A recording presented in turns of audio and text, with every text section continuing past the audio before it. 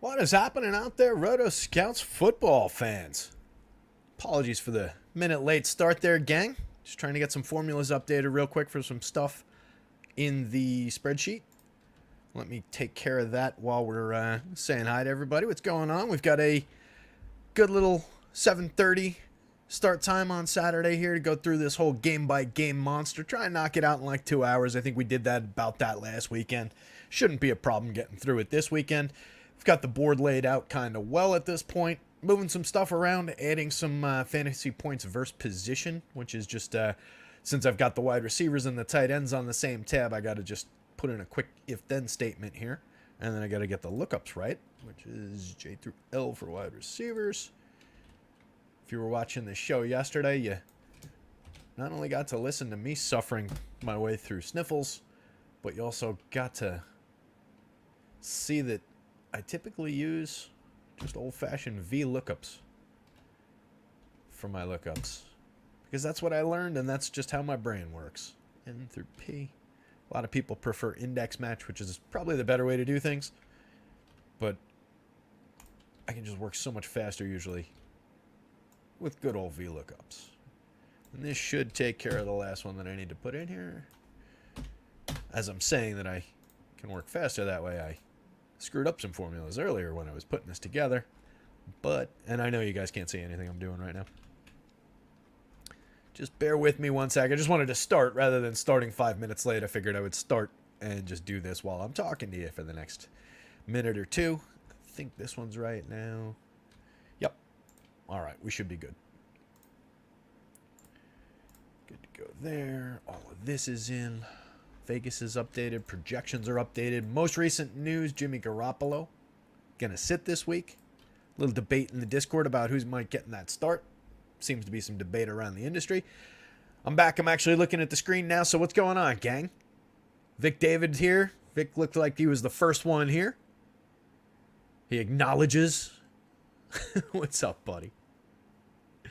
Po Degen's here. Po Degen's always here. Vic says it sound better today. Yeah. Yeah, no sniffles today. It seriously is just the. Never know which way my hat is supposed to turn. Trying to get. It's just when it's crazy rainy like that. It was just nonstop rain for like 7 straight days here.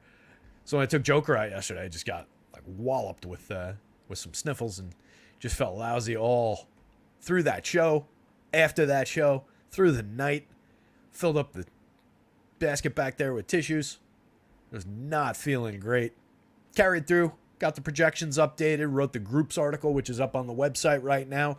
If you're looking at the stack rankings, and as we go through here, the skill player rankings haven't been updated yet. Projections are fully updated. Got the Garoppolo change in there just before the show started. I updated the quarterback rankings. I figured that was the most important piece, right? I put Hoyer in. We'll get into it. So that's updated, but the stacks and the skill players, like the downstream impact on his wide receivers, haven't been updated just yet. But all the projections are up to date for that most recent change. I also tinkered with the defensive projections a little bit. Some of the top defenses weren't getting quite as much as they should have. So I'm just trying to figure out how to best way to account for like the potential scoring against bonus, which I didn't really have in there. I was just kind of doing a raw sacks, interceptions, etc., kind of a defensive projection, and we were coming up a little bit shy. So I tweaked those a little bit, so you'll see some of the better defenses move up. Not a big change, but just a little bit of changes. Ooh, Tommy John for Felix Bautista. That sucks. Got one baseball lineup in. Apologies to the baseball crowd for no showing tonight. Not that I said we were going to do a show. Pretty sure I said we weren't going to do a show. Patrick Wisdom hit me a home run already.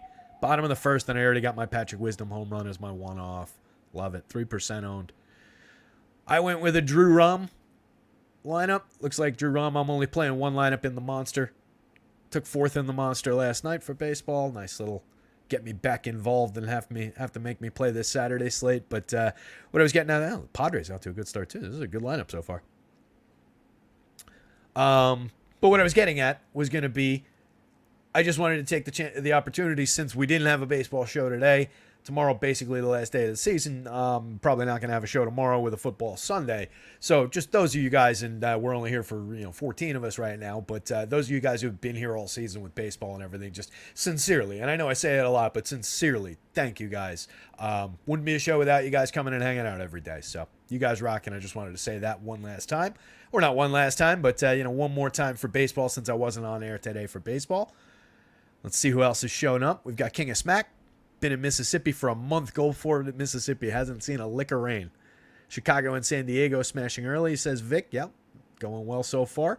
Been raining all in Boston all summer. Yeah, it's we get that same weather. Just cruising up the coast there, and yeah, it's been a rainy kind of a summer.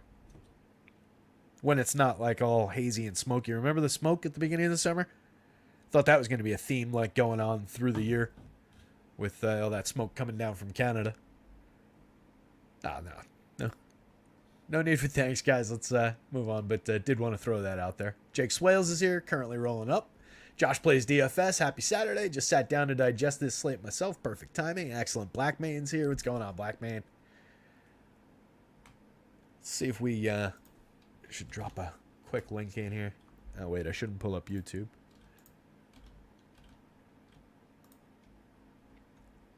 Let me do it this way. I think that was quick enough that the sound won't get interrupted. Let me know. I'm going to try and keep an eye on chat as we go through the slate. I'm going to try and not bounce around the tabs. I've just got one. Oh, wait. Let me close that. Let me not make a liar of myself. Move that to here. I think this works better for lookups if I keep that in a separate window. Have these so I'm not bouncing around tabs. And then I just want to have one Excel file. Yes. All right. We should be in business, gang. So my job is to keep an eye on chat. Your job is to make sure to let me know if the audio goes a little funky when I start doing lookups or whatever. Because we probably will have stuff to look up. Like, what is Brian Hoyer's most recent relevant performances? We scrambled for it last night when we were talking about it when he came up. He really hasn't been an overly relevant passer in years. I think he's going to get the start. That's what the internal narrative seems to be. There is definitely a lot of fantasy buzz about the rookie getting the start. That was his name, O'Connell. Aiden O'Connell. It doesn't seem like that's what the team wants to do. To me, it seems like that's a lot of fantasy buzz and a lot of wish-making by the community. It sounds like, from what I'm hearing, other places around the industry have him projected to start. I have not seen any reporting from the team or from the beat writers that that's the case. The only people I've seen talking about that are fantasy people. None of whom, as far as I know, have a connection to the Raiders. Not that I do either, but the beat writers do. And all the beat writer reporting is that it's going to be Hoyer. The narrative is basically... Let me throw on the screen here. The narrative is basically guys like Jacobs, guys like Devontae aren't there to play with a rookie in a rebuilding year. So they'd rather roll the veteran out there, even if he's not good. And that kind of makes sense to me. There's a lot of chatter, of course, about so they'll say stuff in the media they're talking about. I don't care about any of that. The part about that's who they want to cater to and they want to have those players be happy, I think that makes a ton of sense. A team that wants to be a little competitive. I think it makes a ton of sense. I'm trying to get this sizing right on the screen here.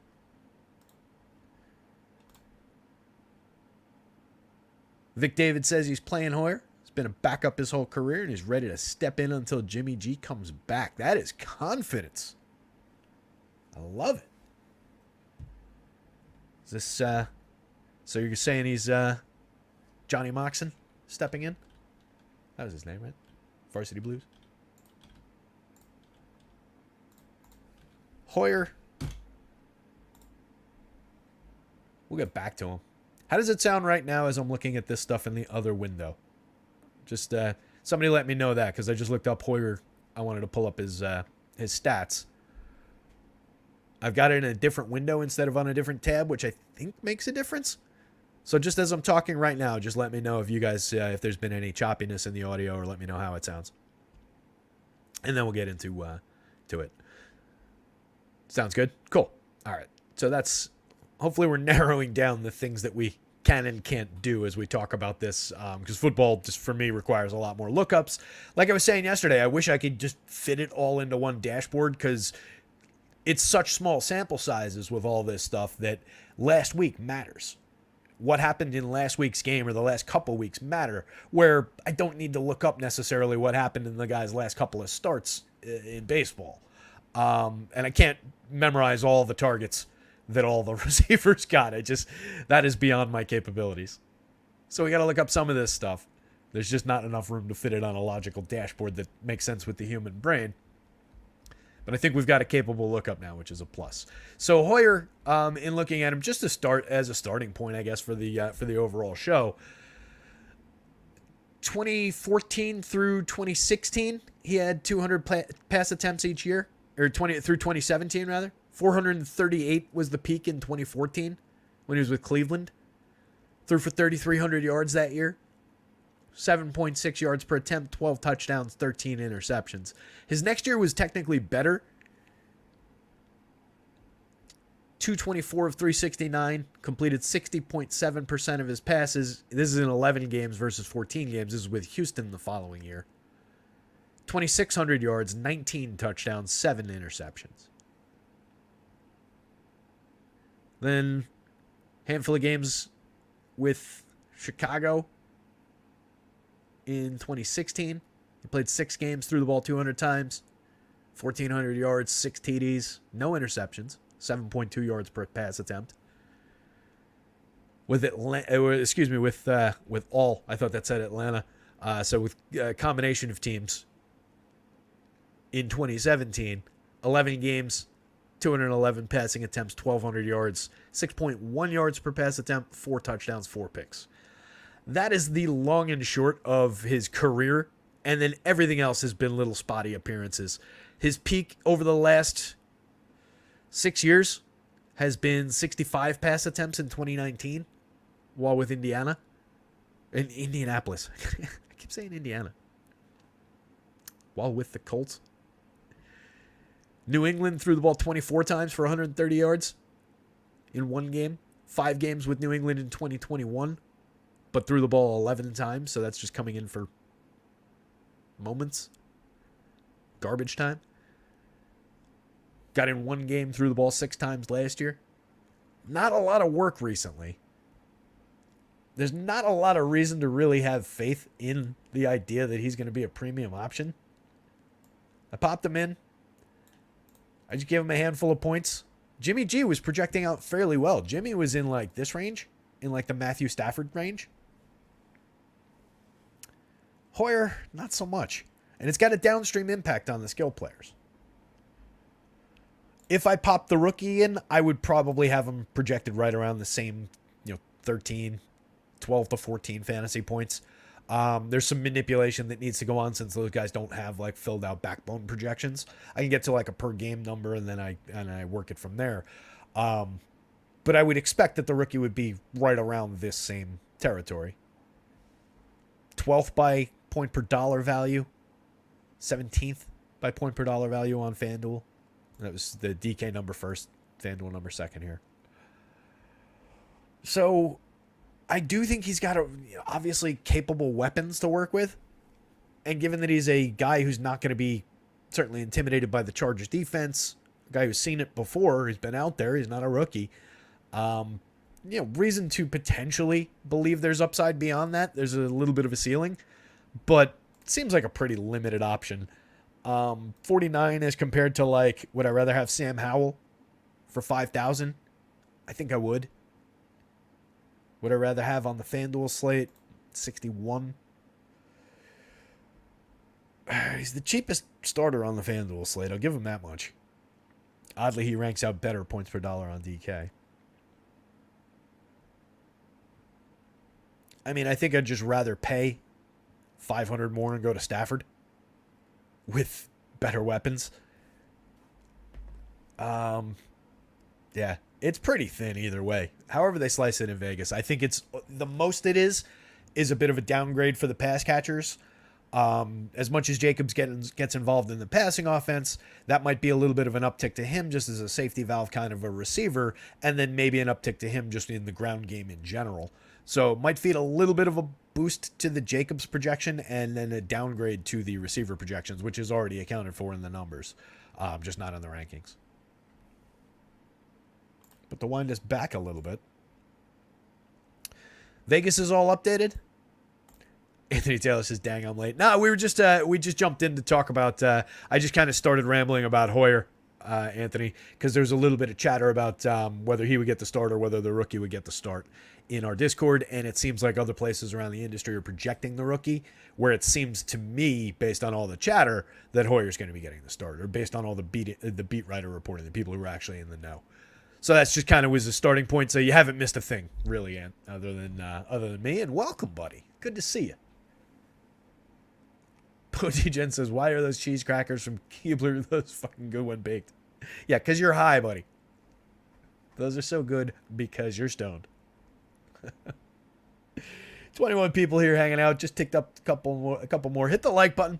About to jump into some game-by-game action here. Take a look through everything on the board.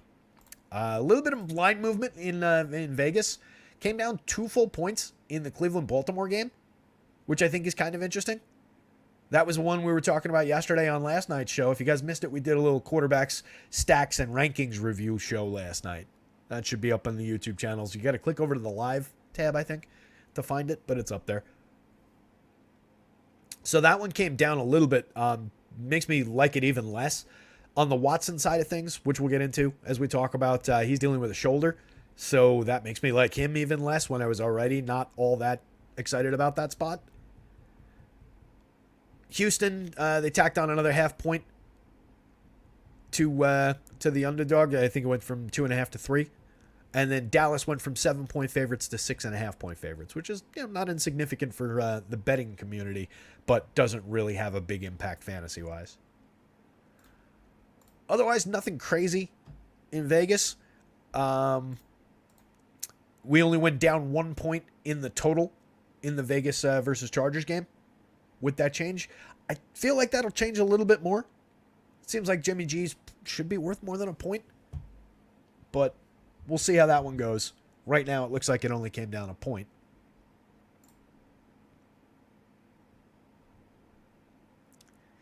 King of Smack says, Colts D is good now. Don't act like we ain't got a good D. I think the Colts D is top 5 in the NFL. I do think the Colts D has been pretty good. Where are they? Right here? 7th against the run. Got a little bit of work to do. This is, again, in if you haven't been here, in yards per attempt for each category. 3.5 yards per rush attempt so far. Doesn't bode well for an already struggling Los Angeles ground game. 22nd ranked 6.8 yards per pass attempt. Giving up. They're the 26th ranked for fantasy points allowed to wide receivers. This is what I was adding in before the show. So you got a little work to do against the pass, maybe, which is where I like the Rams anyway. I actually think that's kind of an interesting game going a couple directions. I like the just battle between Puka and Pittman. I think they're an interesting combination of receivers to play just head-to-head as a receivers in a stack with something else. That's currently my holder right now, actually. But yeah, I think that D is certainly decent at worst. You guys hear me right now?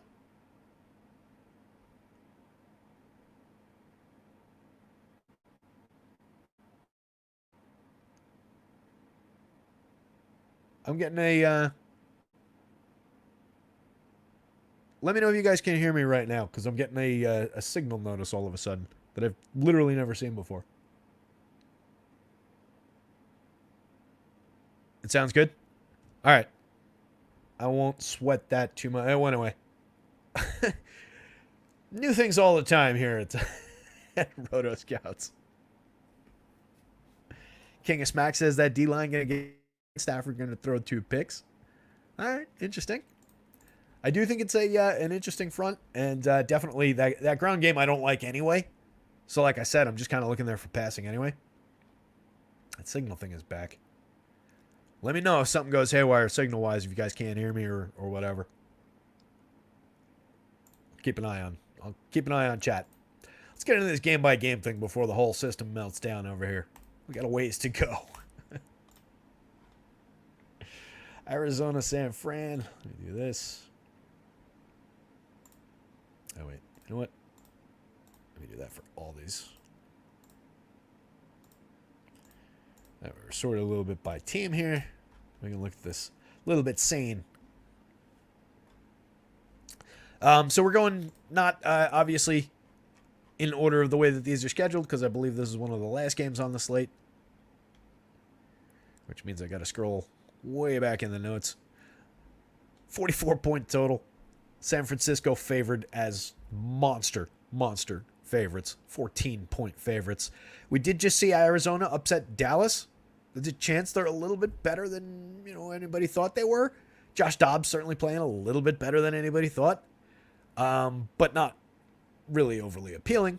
Not really what anyone would say was playing all that well. I think there's some interesting options there if you wanted to grab maybe one-offs from the Arizona side. And like a James Conner, given, the bulk of the volume. Decent number of touches. Some pretty decent production.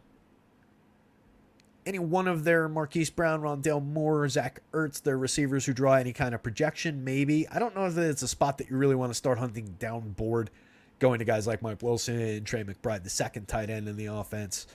Becomes dicey with a team that are 14-point dogs going up against a tough defense. San Francisco ranking 11th against the run, 3.7 yards per rush attempt. Second against the pass so far, 4.6 yards per pass attempt. This is probably where any good feelings for Arizona go to die in this game. But you never know. I thought similarly about them against Dallas. I will say that much. On the San Francisco side, opportunity galore. You just like their skill players. We still got Debo in. Last I saw, news on Debo hasn't come through yet. Still, let me do a quick... As I'm doing this, anytime I say, let me do a quick check, let me know if anything goes haywire with the sound. I want to zero in on anything that these might be. He's dealing with ribs and a knee. Still questionable. If he's out there, it's another weapon. If he's not out there, they're getting Brandon Ayuk back. They've got George Kittle. A little bit of an uptick to each of those guys. And then McCaffrey's obviously a monster regardless of what's going on. I like Debo a lot if he's on the field. I love his skill set. I like the fact that, he becomes the second banana behind McCaffrey with just where the bulk of these shares go. But I would still like Ayuk in that situation. We talked about him, what was that, week 1? Liking him a lot. Came out, had a big game that week. It was week 1 or week 2, I forget already. We're not that lost yet. I think it was week 1. Kittle, obviously a premium tight end for several seasons. An easy go-to. A good defensive option for sure. Very solid defensive projection going up against a weak offense and with a very good defense overall. That said, 4,700 across sites. One of the more pricey defenses on the board when there's some decent value defenses available. If you wanted to look down board, I do think Ronnie Bell would potentially gain a little value if Debo doesn't go, and we'll look deeper into these guys as we talk. And then Eli Mitchell, he's also a little banged up, but assuming he's out there, I think there's maybe a little bit of potential just looking for a guy who could break one. And if this team gets out way ahead, maybe McCaffrey gets a couple touches off. Eli sees a little bit of an uptick in volume. And away we go. Getting into the numbers.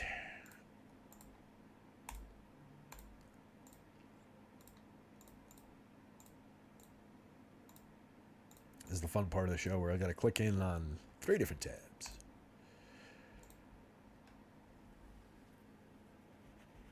Purdy, pretty good shot against the defense that ranks 25th for fantasy points allowed to quarterbacks so far. He ranks 13th by projections on DK, 11th by point per dollar value, 13th on FanDuel, 8th by point per dollar over there. Not an atrocious option. I wasn't overly into him when we were talking about this game last night, but he's proven, he's definitely capable. Just looking at no interesting notes to cite over there. So I mean, he's a capable guy.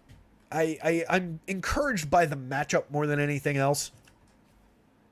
Giving up 5.9 yards per pass attempt, 4 touchdowns through the air in the 3 games, 7.5 yard defensive ADOT, only gaining pressure 19.4% of the time. It's kind of a pushover matchup defensively, and you just love the weapons that he's got to work with. I love the fact that you can get touchdowns for the quarterback out of McCaffrey in the rushing game. Their primary rusher is so involved in the passing game that you can get a little bit of correlation with Purdy there. He's thrown the ball 12 times in the end zone. He's got 4 touchdown passes on the season, gaining 8.1 yards per pass attempt, 7.1 implied air yards per attempt. Josh Dobbs throwing the ball a little bit deeper, 7.7 implied air yards per attempt, or intended air yards per attempt, rather. They've both punched one in on the ground so far. Neither one of them a premium rusher. On Dobbs' side, it's just a brutal spot. Going up against that San Francisco D, they rank 4th overall for fantasy points allowed to quarterbacks. Not a good spot for Dobbs. 205 yards a game. That's what San Francisco's allowing. I got to remember that I moved the defense up to the front end here. San Francisco gaining pressure 27.9% of the time, 205 yards. They've only allowed 2 passing touchdowns in 3 games, 4.3 yards per pass attempt. Dobbs throwing the ball 27% of the time, 27 times a game, completing 72% of his passes, but only 183 yards a game, 2 touchdowns, 6.7 yards per pass attempt. It's a limited option at best, going up against a very good defense.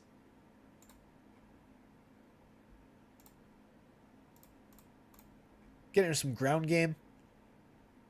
Connor going up against a defense that's 18th. Little bit of potential maybe for fantasy scoring for James Conner. They're only giving up 3.7 yards per rush attempt. Like we saw up top, they're 11th ranked in yardage against the run, but they're giving up some fantasy points to rushers. 18th, not a great ranking, obviously. 72% of the snaps 73% on average, 72% last week for James Conner. Rushing the ball 17 times a game, 88 yards a game, 2 touchdowns already. Gaining 4 yards before contact, 1.2 yards after contact. Targeted 2.6 times a game in the passing attack. Targeted twice already in the red zone. So involved in the passing attack as they get into the red zone. And really the prime go-to back in this offense. The other 2 guys basically splitting the bulk of the remaining carries 50-50. 15% apiece. Couple of touches. Nothing overly interesting. On this side, McCaffrey is the obvious big monster in this defense, going up against the 25th ranked defense against the running back position as well. So Arizona's 25th against quarterbacks for fantasy points, and the 25th against running backs for fantasy points. This is an opportunity for San Francisco to absolutely feast. 80% of the snaps last week from McCaffrey, 61%, last week from McCaffrey, 80% on average. 117 yards per game on the ground, 3 touchdowns already. 4.3 targets a game, putting up 6.4 yards per catch. Gotta remember what some of these are. Basically catches 3 out of 4 balls, puts up 6.4 yards per reception. Hasn't been targeted in the red zone. They do have Eli Mitchell available. He projects out okay. We're giving him a little bit of action this week. So 25% of the snaps last week. Or on average, rather. Why is he not coming up for snaps last week? Was he out last week? 34% of the snaps last week. He's probably coming up with something different there. Snaps.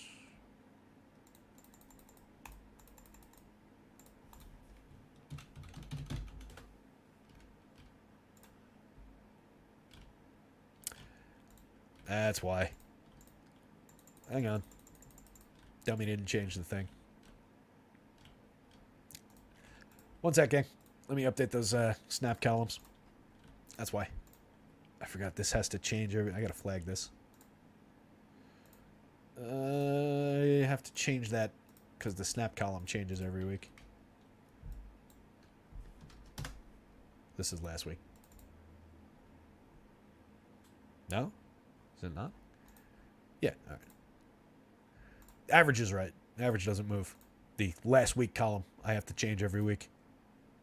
And I forgot.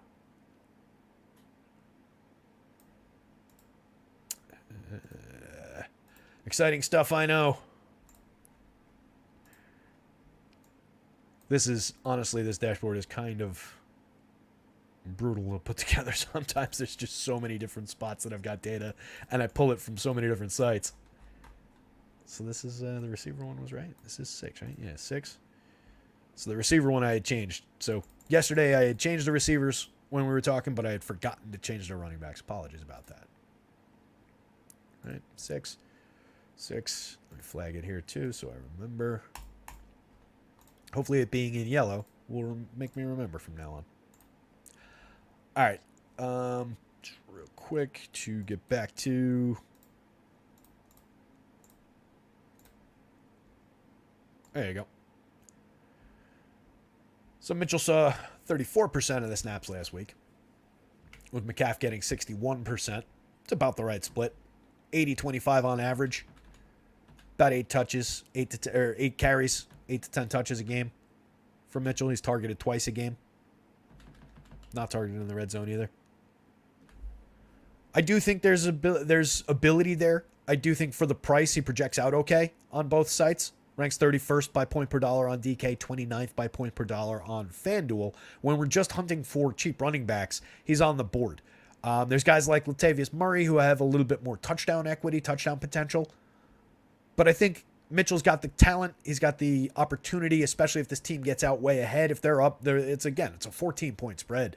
If they're up a chunk of change, there's a pretty good chance that he sees more snaps than usual, sees more carries than usual, and he's got the talent to break one. He's also got the opportunity where, they steamroll down the field, and he just gets the right touch at the right time and takes one in the red zone. So I think there's a little bit of a little sneaky potential there. On the wideouts, on the pass catchers, as we said, Debo's the big question mark on that side. I hate how these paste. So not worth doing.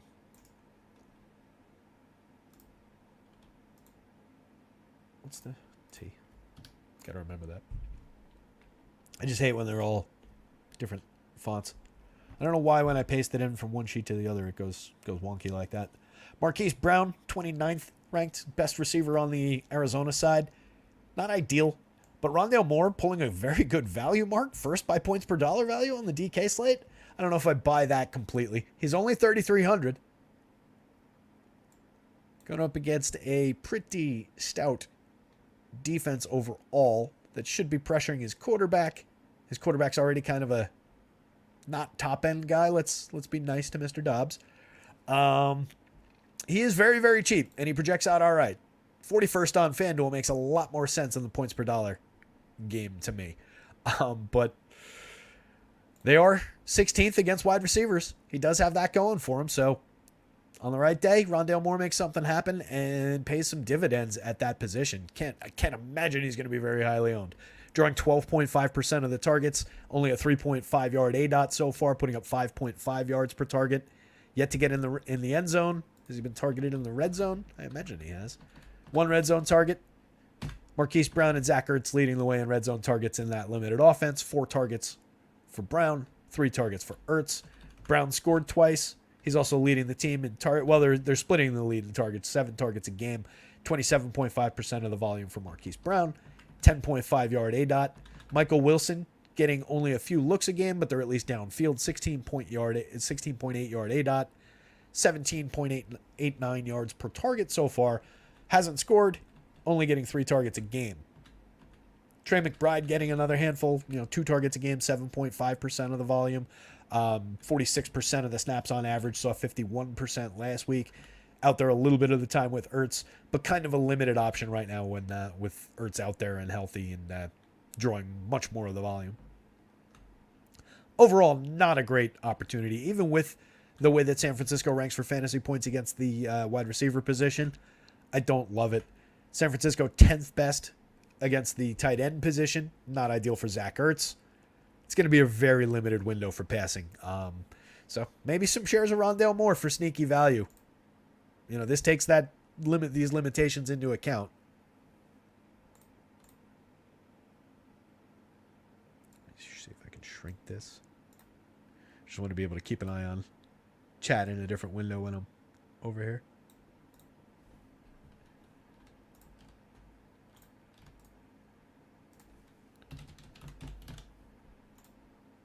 Sean G mentions Brown questionable with a hand injury. Thumb injury. Officially questionable. Okay. I missed that he'd come up questionable.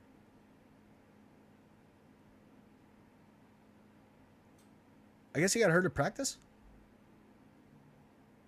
Sounds like he came up on Thursday, came up limited. I'd missed that. Good note. Thank you, Sean. Additional reason to potentially support the idea of a little bit of potential for Rondale Moore. Very cheap wide receiver. If he becomes the wide receiver 1, obviously that's going to be an interesting value spot. $200 cheaper than Michael Wilson. Michael Wilson's been the more involved downfield guy, so he would also become a little bit more interesting. But it's just a super, super limited passing attack. The Debo question is going to loom large over what's going on in the passing game for San Francisco. But there's plenty of opportunity. Going up against the team that ranks 12th against the wide receiver position, but 17th against the tight end position, could bode well for Kittle. Projects out as the 3rd tight end on both sites. 17th by point per dollar on DK. 8th by point per dollar on FanDuel. 5,100 versus 6,300 on the FanDuel slate. Debo currently 86% of the snaps on average, seeing 9 targets a game, 32.6% of the target share, 16.3% for Ayuk, 20.9% for Kittle. It's pretty evenly divided between those 3 guys.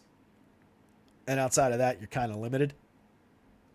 Ronnie Bell is drawing an 11.5 yard ADOT on, I can't imagine it's 0 targets a game. I don't know why that's coming up funky. Why is that? Is he Ronnie Bell this something?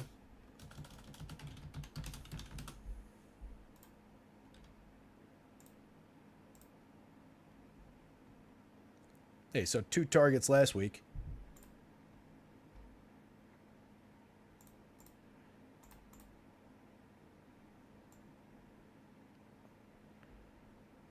Why is that not updated? I know I updated this because I did it yesterday, but hang on. That's not the right board.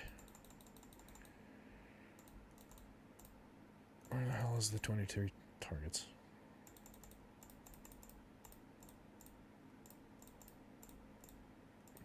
Am I drawing that from the wrong board?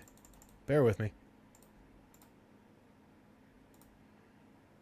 Oh, it's coming off the wide receiver board. That's right. Scared me for a second there. I had a different lookup for those are targets from last year. And I was like, wait a minute. But I forgot they're coming off of this board now. Which is definitely updated.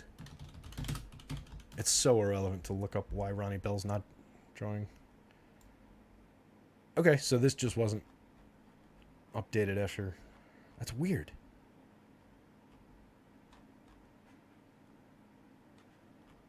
Huh. Are there multiple Ronnie Bells? No. Just one. There's no information for him here. Oh, that's right, that's the lookup. That's really weird. Hey, Fantasy Pros, if you're watching, you got to update your wide receiver board here. Anyway. So, Bell saw 2 targets in week 3. Put up 24 yards. Scored a touchdown.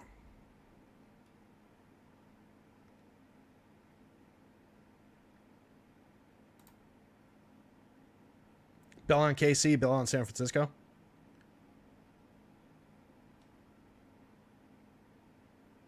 Yeah, this one. Yeah, but this one saw 2 targets last week. Are they both Ronnie?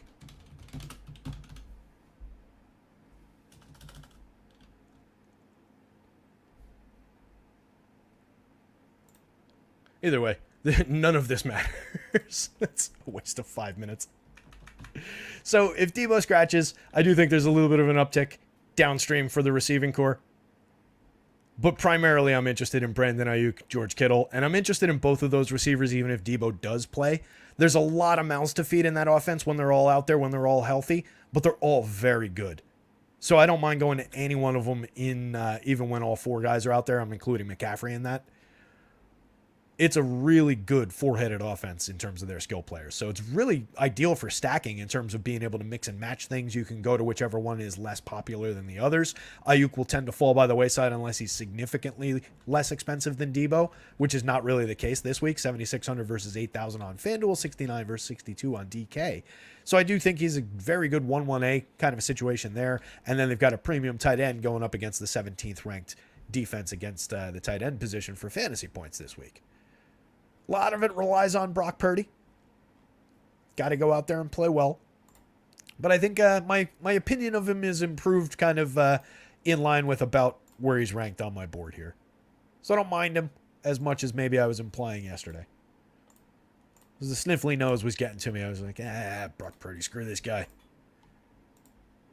That in mind, let's keep on rolling. As I mentioned, the total in this one came down. Which makes sense. We were talking yesterday about this game. In addition to Deshaun being banged up, which I didn't even really realize when we were talking about that yesterday. I caught that note after the fact. But that made him even more downgradable in my opinion. And then the fact that this dropped from 40.5 yesterday to 38.5 today. The line stayed the same, but the total came down. A couple of good defenses.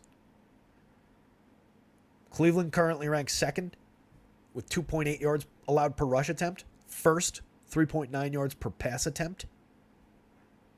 And then on the other side, Baltimore, always a stout defense. 13th ranked 3.8 yards per rush attempt. Third ranked 4.7 yards per pass attempt. I kind of like the Baltimore D in this one. They project out fairly well. 4,300, they're not crazy expensive, but they're not inexpensive either. They're like in that middle board where you're like, all right, there's a lot of garbage defenses or a lot of okay defenses facing a really good offense here.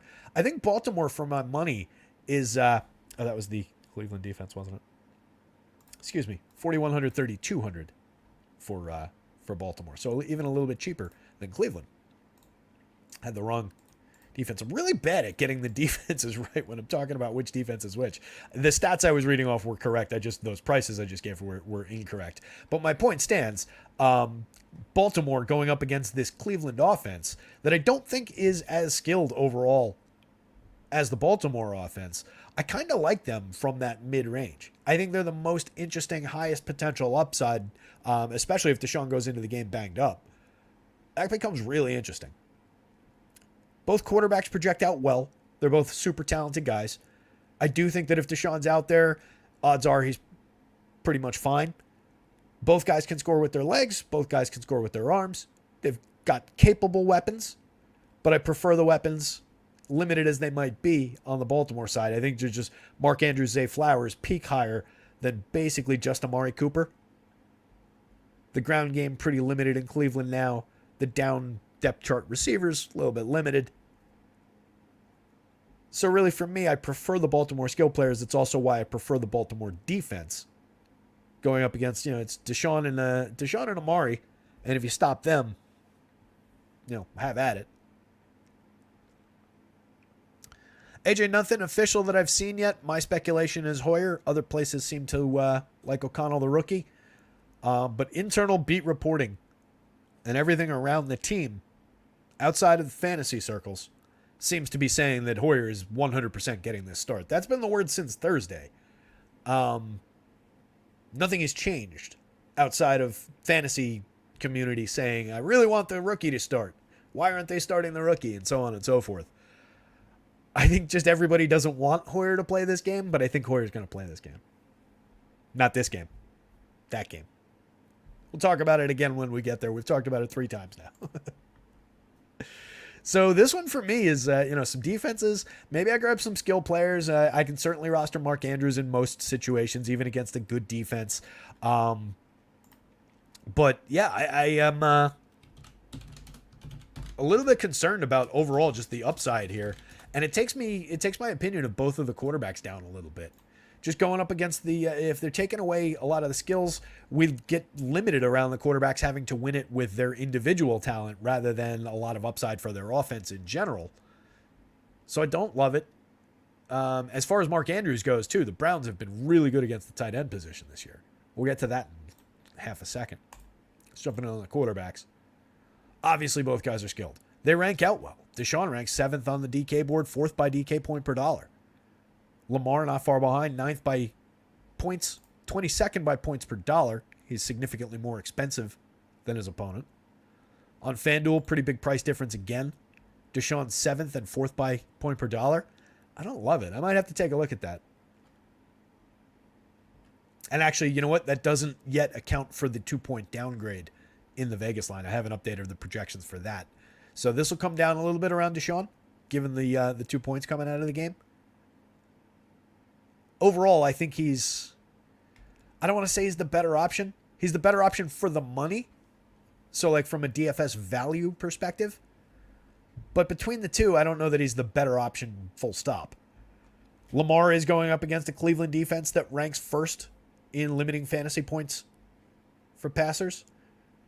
Right there with them, though, is Baltimore. They rank 9th. Top 10 defense against the quarterback position when it comes to fantasy points allowed. There's so many reasons to just kind of consider this a draw between the two quarterbacks. They're both super talented. They both could go out there and break a slate, but neither one of them really, game situation wise, looks like they've got that opportunity. Cleveland been gaining way more pressure, 32.3% pressure. They blitz at about the same pace. Only 18.6% pressure rating or only 18.6% pressure. Only gaining pressure 18.6% of the time. Come on, dum-dum. You can say these words.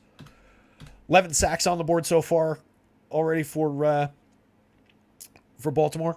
9 sacks on the board for Cleveland. When it comes to the passers themselves, 4 touchdown passes on the season for Deshaun. Only 2 so far for Lamar.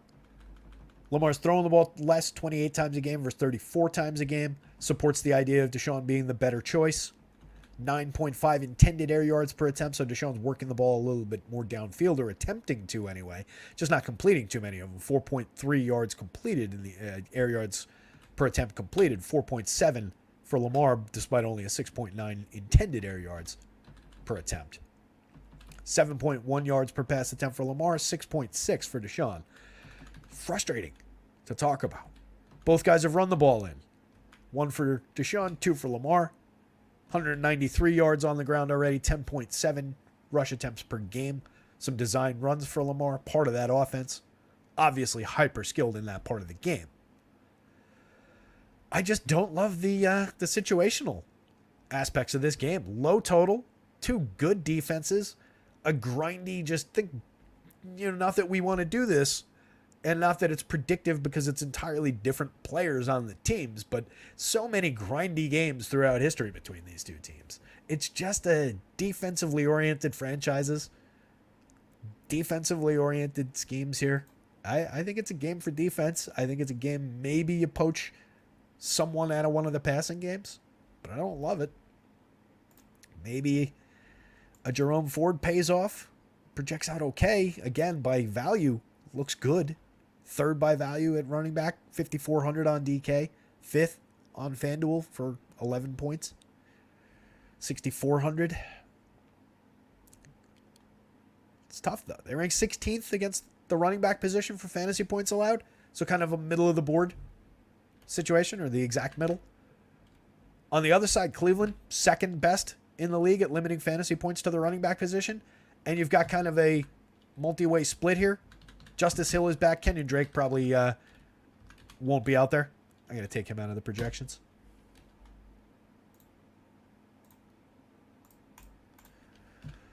Whoops.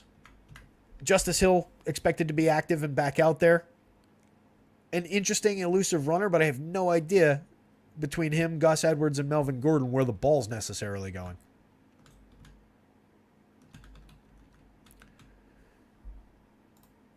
Last week, basically even split. 44% of the snaps for Edwards, 40% for Gordon. Gordon carried the ball 10 times a game, 10 times last week, 10 times a game, but he only played last week. 10 times for 32 yards, 3.2 yards per rush attempt. Edwards gaining 5 yards per rush attempt, has run the ball in once, has played all 3 games. 3.5 yards before contact, yard and a half after contact. Melvin getting hit early, doing a little bit of damage afterward in his one game, but again, only 32 yards, 10 carries, kind of a limited option. I just see this ground game as being very, very limited, running into a brick wall of a defense. Don't really see much need to go to the Baltimore ground game. A little bit more appeal on the Cleveland side, given that they're middle of the road, given where the price on Jerome Ford is. 13.6 carries a game last week. Where this last week, this week, etc. Action comes into play. Last week only carried the ball 10 times, targeted 3 times. The week before he had carried the ball 16 times, gained 106 yards, 6.6 yards per attempt, was targeted 4 times. This past week against Tennessee, which is another very, very good rush defense, so take that into account, only gained 18 yards, 1.8 yards per attempt on those 10 carries. Did get the ball in the end zone.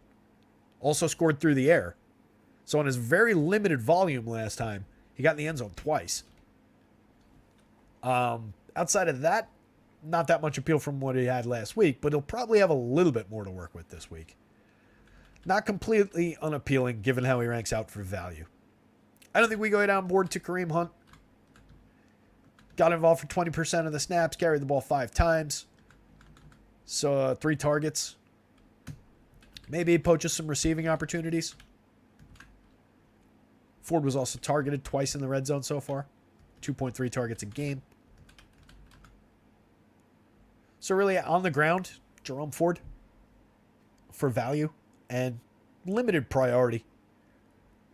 Baltimore's not bad against the run.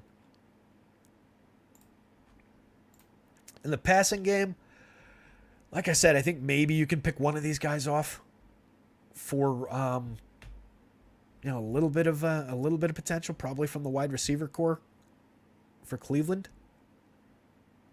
They're going up against the Baltimore D that ranks 25th against the wide receiver position. They're second best against the tight end position. So they've been allowing fantasy points to wideouts, but not to tight ends. Nothing allowed to wideouts or tight ends from the Cleveland D. Cleveland ranks first against both positions for fantasy points allowed. Kind of takes the gleam off of Mark Andrews and Zay Flowers a little bit, let alone the Aguilar, Devin Duvernay. That's the part of the Baltimore offense that I left out so far is you're limited. No Rashad Bateman and no Odell Beckham. Bateman, the more impactful of those two, I think, in terms of the depth chart, but Odell also not out there. So they're turning to the dregs of Nelson Aguilar, Devin Duvernay, and maybe we even see Laquan Treadwell out on the field for a couple of snaps, a couple of routes. None of that is good. None of those receivers are really all that playable, in my opinion, against such a good pass defense, or what has so far been such a good pass defense. Limited samples, 3 games. Football's all limited samples. A lot of this data means nothing. So I think if we're focusing anywhere, maybe the Cleveland passing attack for the wide receivers. And I do think Amari Cooper is a very good wide receiver. Ranks 19th on the board, 32nd by value on DK, 21st on FanDuel, 20th by value. An okay projection. The lead receiver in that offense by a decent margin when it comes to production. 15.6 yard ADOT. Works downfield quite a bit, 9.72 yards per target so far versus the 5.12 that Eli Mitchell's given us on the same kind of volume, 25% of the volume for both of them. Mitchell working more underneath, 7.8 yards per target, trying to get the ball in his hands and have him do something. 12.9 air yards per catch versus 22.9 air yards per catch for Amari Cooper. Both been targeted once in the red zone. Cooper scored once through the air so far. But obviously their prime receiver, getting most of the downfield looks. And then it's really limited. Donovan Peoples-Jones, a limited option. Sees 87% of the snaps. 88% on average, 87% last week. Draws 3 targets. He's out there running routes, but they're not really looking his direction. 8.8 yard ADOT, 6.8 yards per target. Not really giving us all that much production. Hasn't been targeted in the red zone. 2 of the targets in the red zone have gone Harrison Bryant's direction so far this year. He only cost $2,500, $4,500 on the FanDuel slate. Doesn't rank out all that well. But has a little bit of a projection here because David Njoku, I actually pulled down his projection a little bit. It's higher on DK because of the point per dollar. I got to get used to that. I pulled down his projection a little bit. David Njoku was involved in a household accident and burned his hands and his body in a as yet unascertained degree. So he's questionable. Even if he's out there, he might be limited. The fact that they already looked Harrison Bryant's direction in the red zone a couple times makes it kind of interesting. Or one time anyway. Makes it kind of interesting.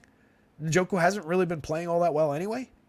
11% of the target share, a 1.8 yard ADOT, giving us 8.3 yards per target, 27 yards a game, 3 catches a game on 4 targets. It hasn't been overly involved. We're just touchdown hunting. You do have Jordan Akins also there potentially poaching that touchdown too. But I think it's Harrison Bryant, especially if Njoku doesn't go. But that said, it is a situation, again, where it's the second-ranked defense against the tight end position.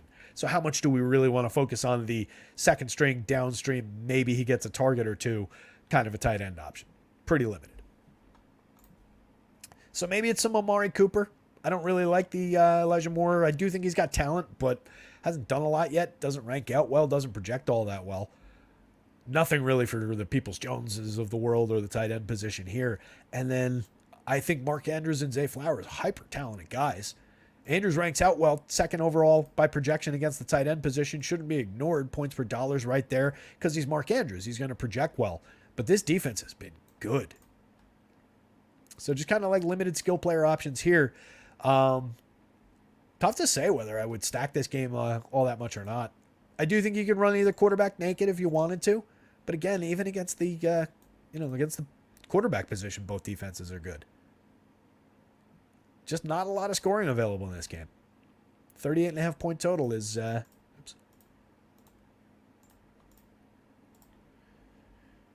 lowest on the slate. Not a lot of offense in the Baltimore-Cleveland game. Tell you where there's going to be a lot of offense. Probably going to be a lot of ownership, though, too. Oop, damn it. It was next up on this when I looked down here, and I thought but I forgot we were going alphabetically. Well, the Miami-Buffalo game, spoiler alert, is going to be hyper popular. I've said hyper like 4 times already on this show. It's going to be really popular because there's going to be a ton of offense there. Vic David says, prayers to Njoku. Yeah, hopefully just something dumb and he's fine, and he'll be out there. But yes, certainly we hope for the best for Mr. Njoku. D, Terry, do you watch Red Zone? Yes, that is the only way to watch football, in my opinion. I find one football game at a time borderline intolerable. Not the game itself, but the broadcasts. I think the announcers are god-awful, for one thing. Nothing they say really makes much sense, and they don't really know what they're talking about outside of, like, I used to play this game in 1972, which doesn't really have all that much relevance to the modern game. They certainly don't understand how stats and things work. But more to the point, I just can't stand we're here for a minute, nothing happened, we watched a huddle, now we're going to cut to commercial, and you're going to get yelled at about a product for another 60 seconds, and then we'll be right back for maybe a play. And then you get a play, and then it cuts away to another commercial. It's just, the broadcasts need work. Red Zone is a blessing, as Vic David Figueroa says. Absolutely. That is, I'm glued all day. Don't make it sound like I don't like watching football. I'm glued end to end. 7 hours of commercial-free football. I'm there for all of it for Red Zone. Sometimes I doze off a little bit because I've been up for 36 hours going into the slate, but I am there for all of it. Red Zone is the only way to fly for NFL coverage for me. That's not important. Just wanted to make sure I wasn't missing any news coming through. Doesn't look like. Drew Rom. Woo. 3 innings, 4 strikeouts, 21 FanDuel points. Go Drew Rom. Value pitcher of the day. San Diego coming through. Juan Soto, big fantasy score, but didn't homer yet. He was the home run pick of the day. All right. Hanging on to an interesting lineup so far. Still got the Dodgers to come in that stack later on. If anybody out there's competing with me. All right. So an interesting get-right spot for Joe Burrow in this passing offense in Cincinnati. 40.5 point total. Not a monster total. Tennessee really good on the ground. First ranked 2.6 yards per rush attempt, but giving up 7.7 yards per pass attempt, 29th against the pass. Strong pass funnel defense here. Joe Burrow is a premium quarterback who's dealing with a crippling. Is it okay to say crippling? I think it is. He's dealing with a limited calf injury.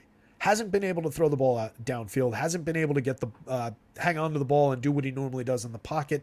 Hasn't been able to really move around. It's been a lot of quick throws. It's been a lot of underneath work. It's been a lot of snap release type of action here. Against this pass defense, though, they can move the ball up and down the field like that with no problem. If we get a semi-healed Joe Burrow, it's been another week. These injuries do heal.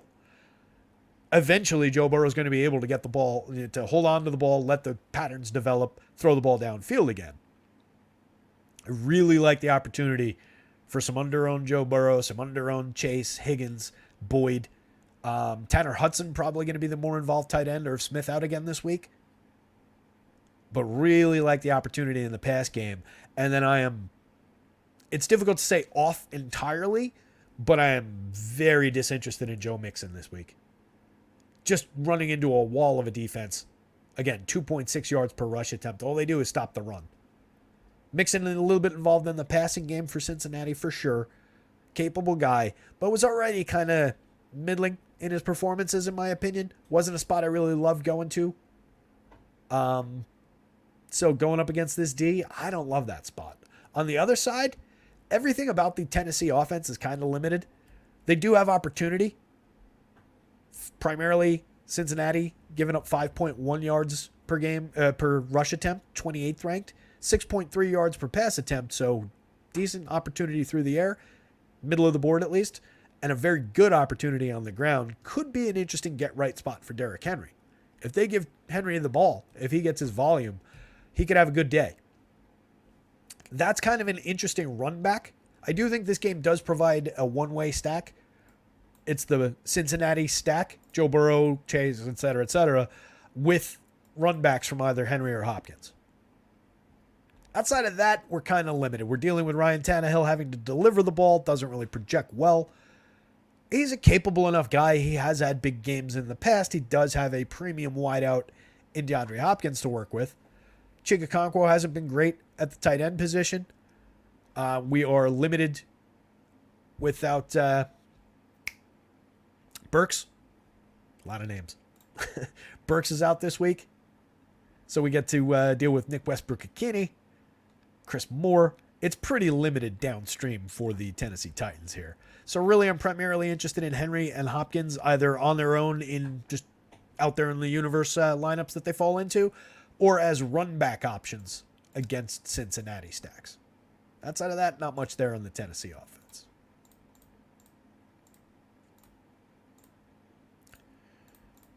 It's going to be the Joe Burrow and his receivers show here in just a second as we tee these things up.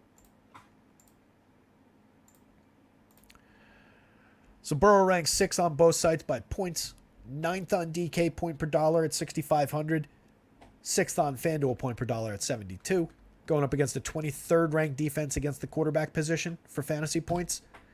22nd ranked defense on the other side, though, for fantasy points against the quarterback. So Tannehill, maybe a little bit sneaky opportunity. Doesn't come through in the model. Doesn't project well. Doesn't cost anything. 21st by projections, but 15th by value on DK at 5,000. 6,300 on FanDuel, 21st and 20th. Definitely not a good opportunity here. King of Smack says Burrow, Chase, Henry. I like that.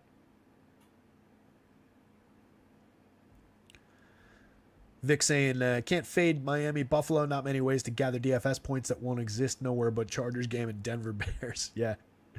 Yeah, there's some focal points on this slate for sure, Vic. I think that's a good call. King of Smack says he thinks this is a Boyd spot. I do like going mixing and matching these Cincinnati receivers. We're on our way to it momentarily. Tommy David Walker says watching red zone gives you false narrative because you think you watched the game also. I can understand what you're getting at there, Tommy. I don't necessarily fully agree. It depends on which of the games probably in that, because you do get a lot of times where it's like there was one touchdown and 3 field goals kicked in the game between the Jets and whoever, and we cut to it 3 times. So you don't really see a lot of some of those type of games. So yeah, there's things that you miss, but there are also games where like you're watching a significant chunk of each game. You're just cutting out a lot of the in-between stuff. Red Zone skips stats and gives you production, says Vic. Joe Burrow facing a defense that's gaining pressure just 17% of the time. Tannehill on the other side, just 18% of the facing 18% pressure. Tennessee giving up 7.1 yards per pass attempt, 5.8 yards per pass attempt, given up by Cincinnati. Handful of touchdowns for each defense. It's maybe a little bit of sneaky potential for Tannehill to have a weird game, but a slate winning game seems pretty long shot still. Burrow throwing the ball 40 times a game despite the underperformance, completing 55% of his passes. This is the key, 6.5 yard intended air yards per attempt, completing just 2.5 air yards per attempt. Just working so much underneath. Only 140-yard attempt so far. 9.3 intended air yards per attempt for Tannehill, only completing 4.2 of them. 6.6 yards per pass attempt overall, only thrown 1 touchdown pass. Similar in terms of the production in yards per game so far, yards per attempt so far. Tannehill's actually got the lead because Burrow's been working so quickly and so much underneath.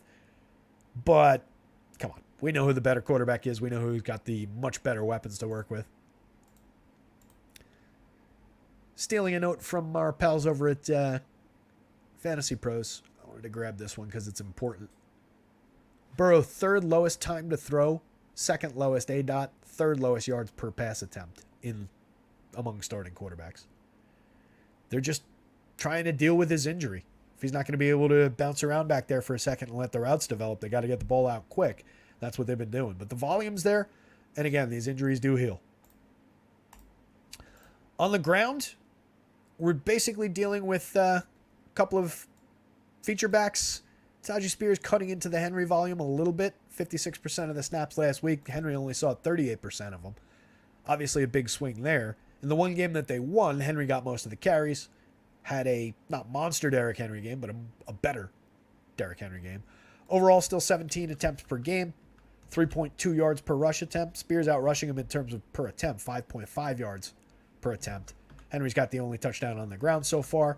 1.6 yards both before and after contact versus the 2.9 and 2.5 that Spears has done so far.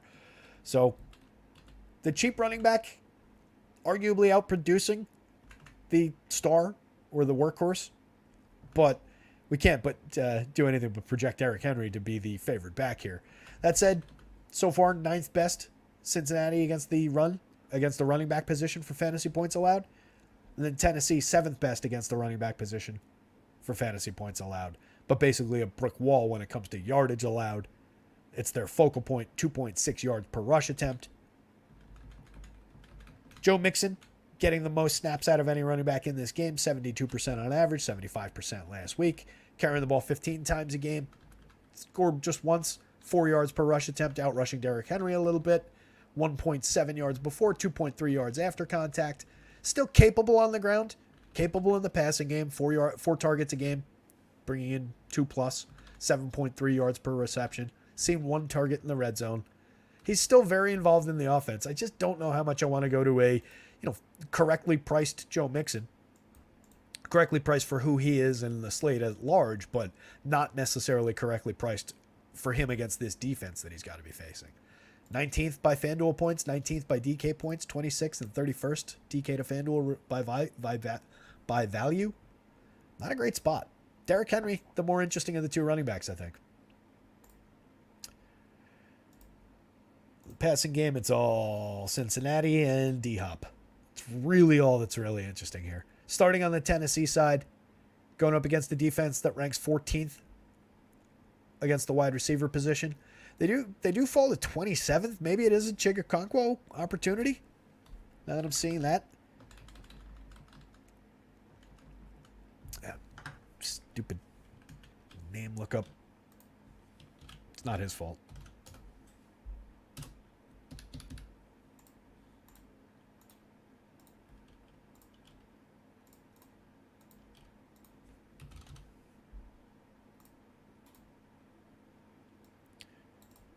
That's the last thing I need to do for this dashboard is build it.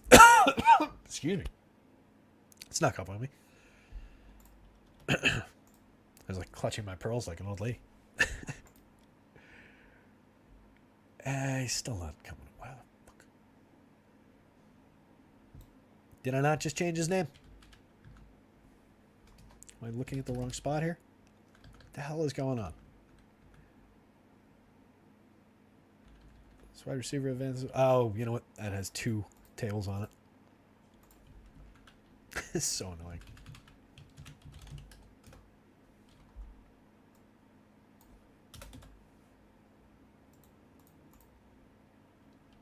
Okay. He should be here. It's still not going to be here. God damn it. Oh, it's the wrong tab. It's fun stuff like this that I could learn to take care of before the show, but I'm always scrambling around trying to make sure I've got everything lined up, get all the data loaded up into this damn dashboard. So Chig's drawing just 12.3% of the target share, 3 targets a game, 4.2 yards per target. The A-dot's not coming up, but we won't worry about it. 7 air yards per catch. It's been targeted just once in the red zone, has no touchdowns yet.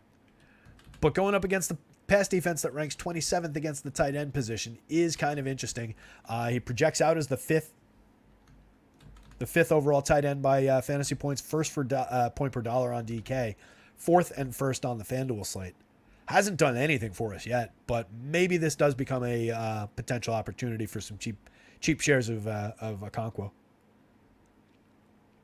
So we'll add him to it's now Henry, Hopkins, and maybe Okonkwo. Even as a run back to Cincinnati, that's not completely uninteresting if they're giving up fantasy points to the position. 14th ranked against the wide receivers.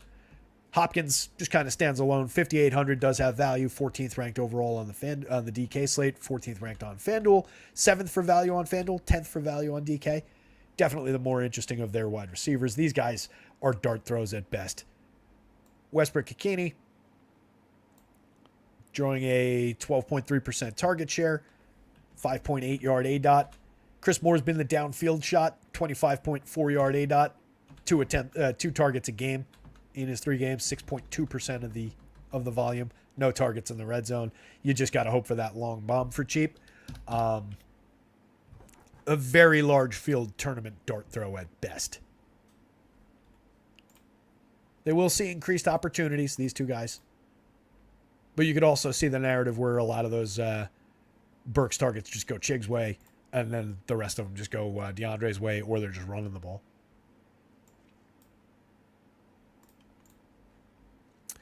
On the Cincinnati side, Jamar Chase, they're going up against the defense that ranks 29th against the wide receiver position for fantasy points. Everybody's in play. Against the tight end position, they rank 11th, so they're actually decent against tight ends. Very good against running backs for Tennessee. Decent against tight ends. Terrible against wide receivers.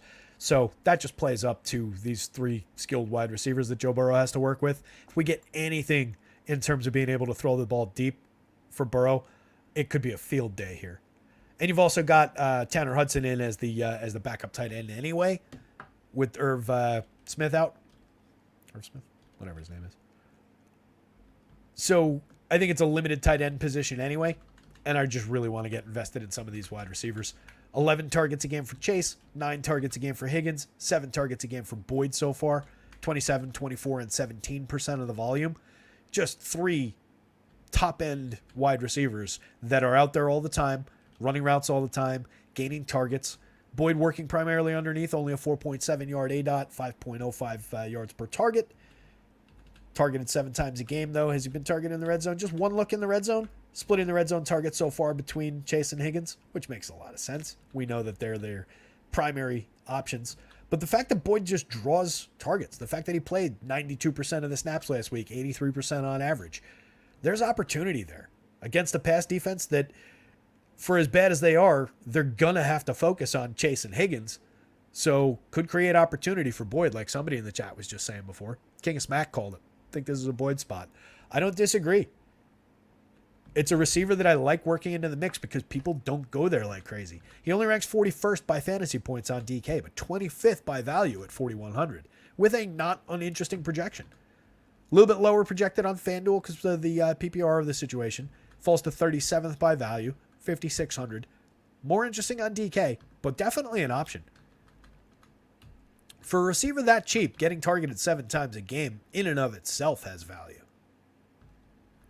You'd like to have some more yardage per target, but definitely value there. 8.3 yard ADOT for Jamar Chase, 13 yard ADOT. Higgins working a little bit more downfield, only giving us 3.93 yards per target. He's hauling in just 3 of his 9 targets a game so far. That should improve. He's also scored twice. Chase hasn't scored yet. But 1-1A still. Chase 1, Higgins 1A. 2 very, very strong options. Again, looking at the red zone targets, 5-4. That's only a matter of time before before this touchdown totals normalize. I love both options. Chase 5th on both sites by points, 15th on DK by value, 8th by FanDuel point per dollar. 41st and 22nd by point per dollar for Higgins, but he ranks 16th and 17th DK FanDuel by fantasy points. Again, the tight end position just kind of limited. Irv out. Hudson, I think, is going to be the focal point. He saw, I think, two targets last week.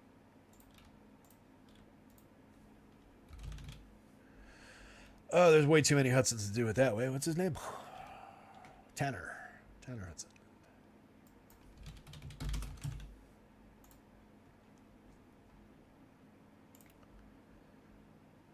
Four targets last week. He had 2 catches. 4 targets. Didn't get in the end zone. 15 yards per target, obviously. Any of that in the red zone?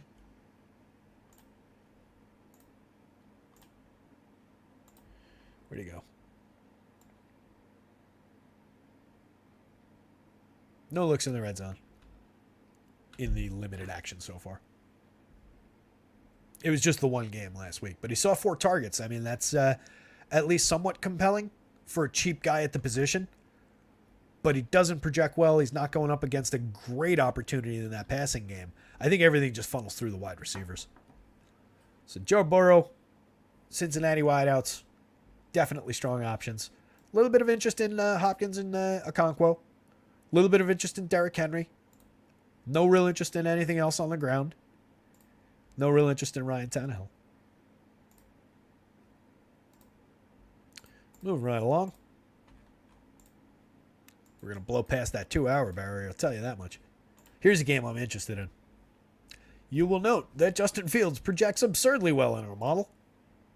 Everything is skewed against Denver here because they rank 31st against the rush and 32nd against the pass currently, giving up 9.1 yards per pass attempt, 5.6 yards on the ground. Obviously, most likely, they're horribly skewed by that performance last week against Miami where they gave up 70 points of real-life scoring. That's not very likely to happen again, especially not with the Bears on the other side. But I do suspect that this is a pretty bad defense. I think there's tons and tons of opportunity for Justin Fields to win the game through the air, which has been how they've been trying to get him to win the game. Not running many designed runs. But he's also got massive opportunity, given how this team was carved up last week by running backs. I think he's got massive opportunity to also win with his legs. If Justin Fields, as I was saying yesterday on the show, if Justin Fields doesn't succeed in this spot, I can punch out of the Justin Fields bandwagon for the rest of the season. This is such a good spot. And I don't mean that literally, like, don't call me on it. week 12 when I'm saying, hey, Justin Fields looks good here. Obviously, I don't mean it, but there would be ample evidence to say that, all right, maybe this is just, not a good option. He's had a couple monster games for fantasy.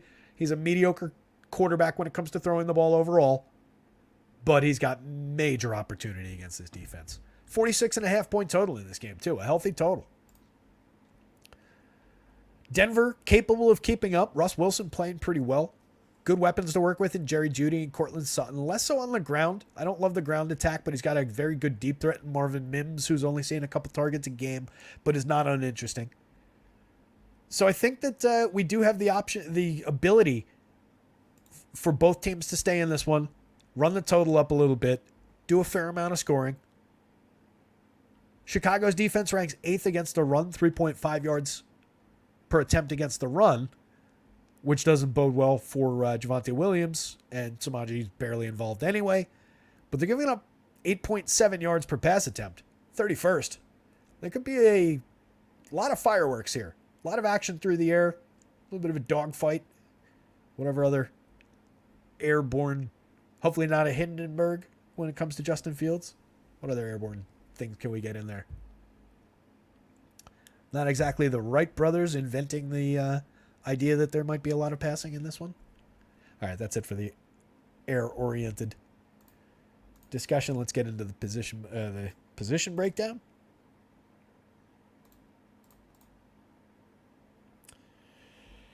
I don't see this game on that list. Do you? How could this game not be on that list? That doesn't make any goddamn sense.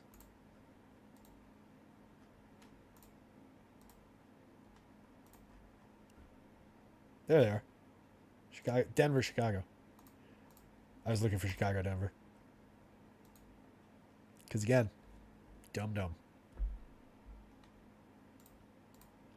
Brain only works in one direction. I was looking for Chicago at Denver, and if I see Denver at Chicago, I can't process it. A lot of chat in the chat. A lot of conversation going on in the chat about different picks around. Thielen and Dell, interesting. Palmer and Calvin Austin, 4,000 and 3,300. Dennis says, isn't that a sign that it's not on the list? It's a sign, all right. Going out of business. Ghostbusters.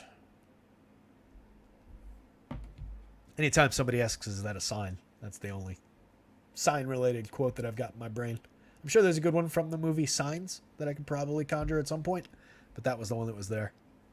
Mims 3,700 says, Vic, yeah, I like that. So Fields, again, projects out really well. 3rd on DK by points, 3rd on FanDuel by points, 1st on FanDuel by point per dollar, 2nd on DK point per dollar, 6,600, 7,200. Very affordable. Going up against a team that ranks 31st for fantasy points allowed to the quarterback position. They're giving up 8.7 yards per pass attempt. They've given up 9 passing touchdowns already, a 6-yard defensive ADOT, gaining pressure only 10.8% of the time.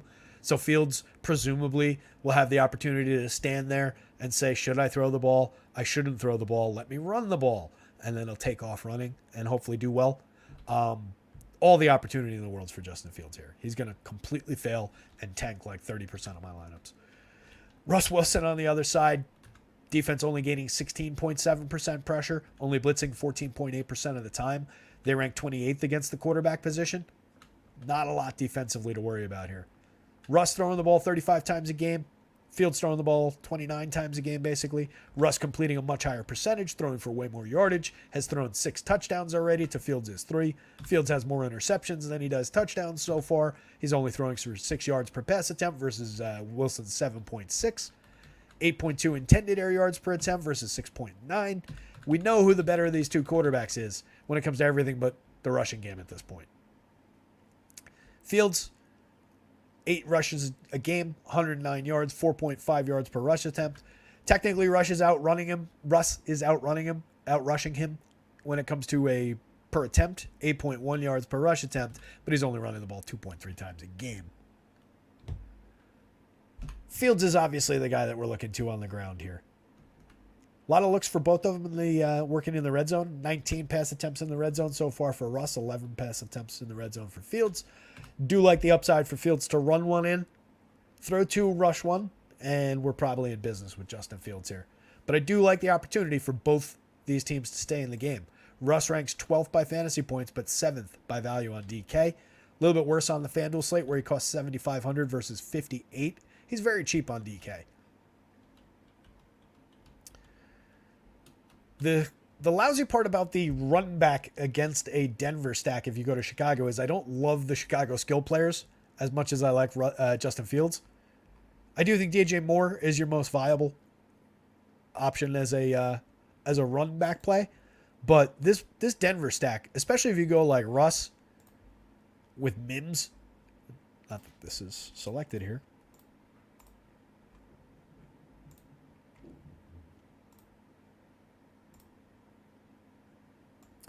If you go Russ for that cheap and then Mims at $3,900, that's a very, very cheap combo. They've got to connect on one deep pass and then maybe one deep score and then one or two other fairly deep passes, and you're in business at those prices. It's an interesting spot on both sides for sure. The ground game, a little bit less so. Both teams have been allowing fantasy scoring to the position, but Chicago's been good in a yardage perspective. 8th, 3.5 yards per game to the position, but they sit 31st. So it's 31st and 32nd for fantasy scoring to the position at running back. So maybe a little bit underappreciated by me in terms of the rushing game here. I just don't love... I'm not a huge Javonte fan. 44% of the snaps, carrying the ball 12 times a game. Hasn't gotten in the end zone. 3.8 rush yards per rush attempt. 4.5 yards per attempt for Samaji, but he's mostly out there for the passing game. 3.67 targets a game, 4 targets a game for Javonte. Not an even split, but not a great split. And they get McLaughlin in there, drawing 21% of the snaps away last week. Carried the ball twice. Poached a rushing touchdown. Was that last week that he poached a rushing touchdown? I don't remember. Not targeted at all in the ground attack. On the other side, Khalil Herbert and Rashawn Johnson splitting, again, 55-45% snap shares. 7.6 attempts a game, 5.6 attempts a game here. In terms of... what did Herbert do? Get over here. Last week, Herbert carried the ball 7 times for 31 yards. A 4.4 yards per attempt. Was targeted twice. Targeted 3 times in week 2, 5 times in week 1.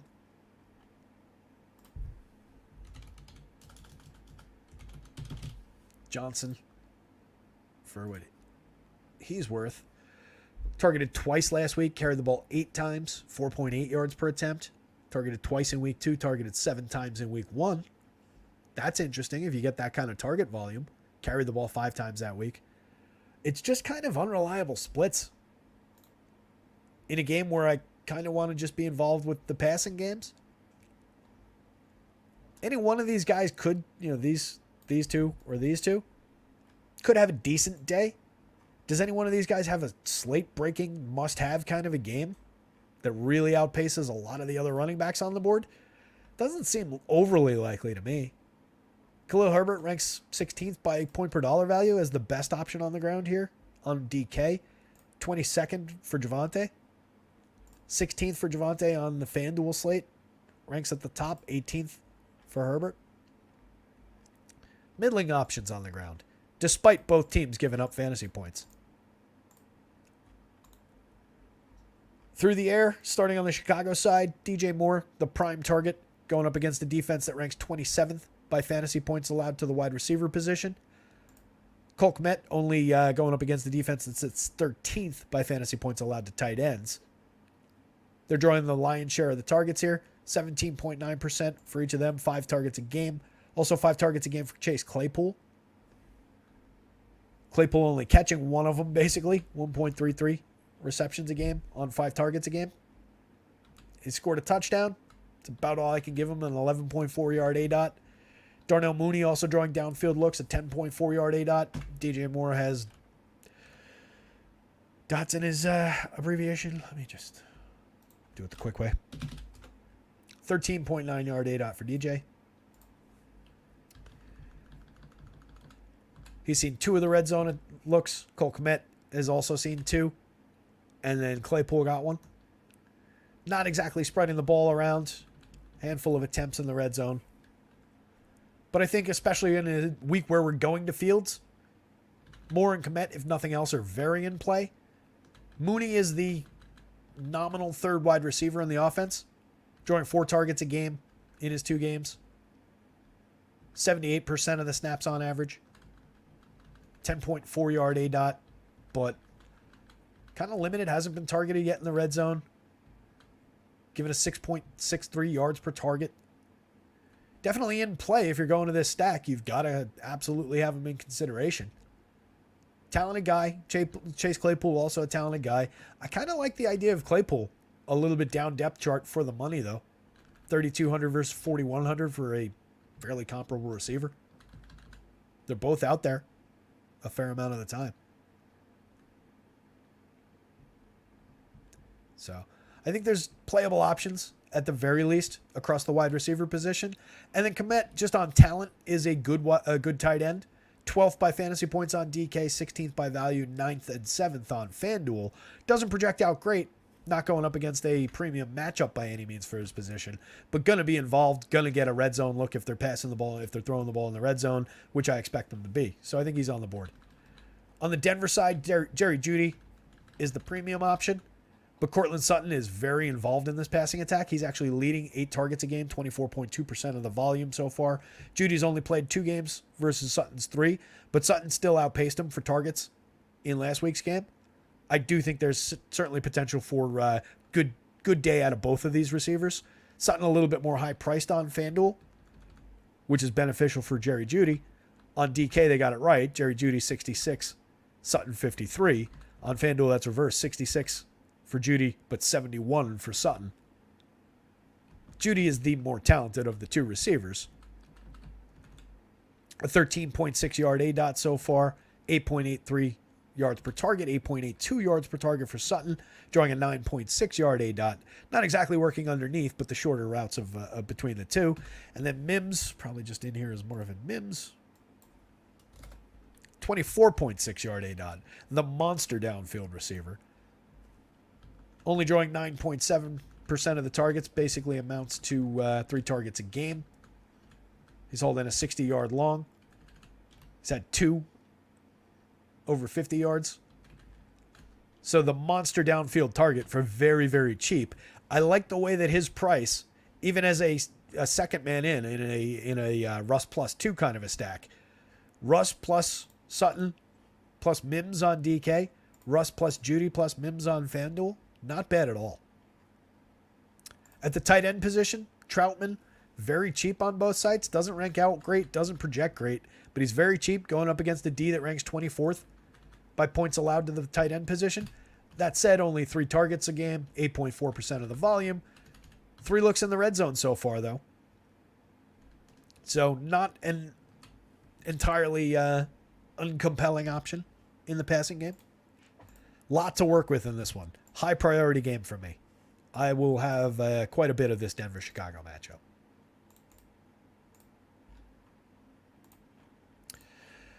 We were talking yesterday about Anthony Richardson when it comes to his whether you want to play him on his own or not, and I was kind of on the negative on that one. I just don't. Running the ball is the premium part of his game right now. He's developing as a passer in the NFL. I just don't love the opportunity for a kid coming off a concussion, a precious commodity like that. I don't think the leash is going to be off. I don't think they're going to be running a ton of design runs for him. Last thing you want is him to come out, take another shot to the head. I mean, if he's out there, you can't play cautious with him. You gotta let him go. But where it's a situation where they don't have to let him go in terms of just running the ball, they can let him go in terms of, hey, play your quarterback position, throw the ball, and let's take the leash off that way. I primarily only want him in stacks. And even with that, 5.4 yards per pass attempt allowed so far for the Rams. Ranks 9th.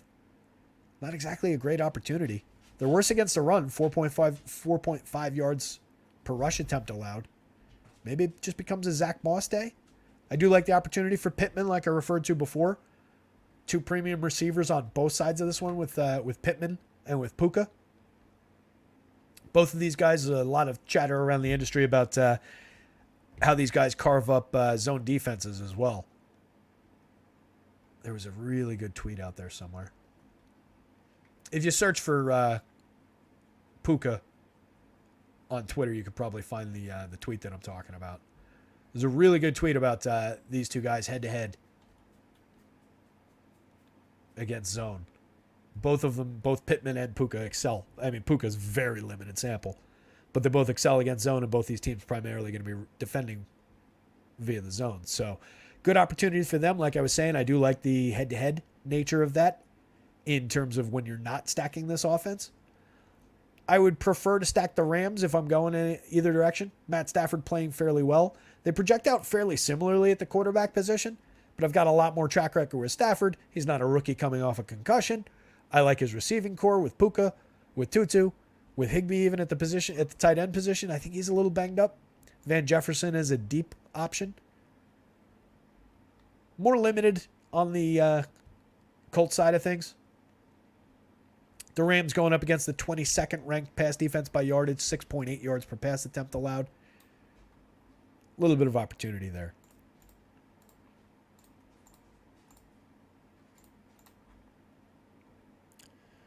Stafford sits 6th at 5,700 for points per dollar value, 11th by points, just raw points on the DK board. At 6,600 on FanDuel, he's 11th and 5th.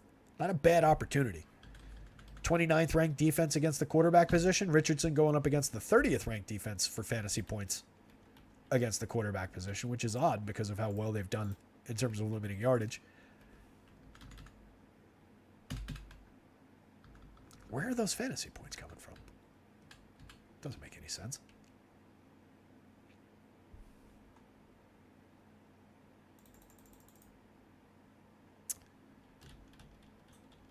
I'm not going to worry about it. It's really weird, though. How could they rank 30th against the pass, against the quarterback position, while giving up 181 yards, only 1 touchdown through the air so far? Did Los Angeles allow multiple rushing touchdowns to some quarterback that I'm not thinking of? Regardless, Stafford facing a D that's gained pressure 22% of the time. Richardson facing pressure 19% of the time. Richardson only throwing the ball 23 and a half times a game in his 2 games so far. 2.4 air yards per attempt, only 4.9 intended air yards per attempt. Not throwing the ball downfield at all. A lot of checkdowns, a lot of limited work.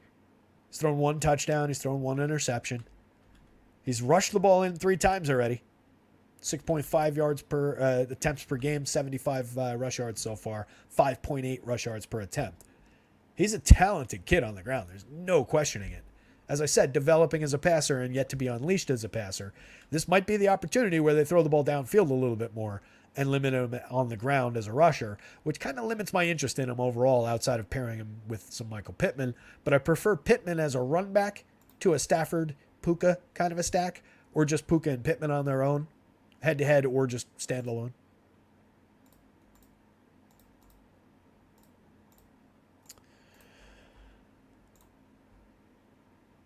On the ground here, it's the Kyren Williams show. 6,000, ranks 1st by DK point per dollar, 5th by DK fantasy points, 3rd and 2nd on the FanDuel slate.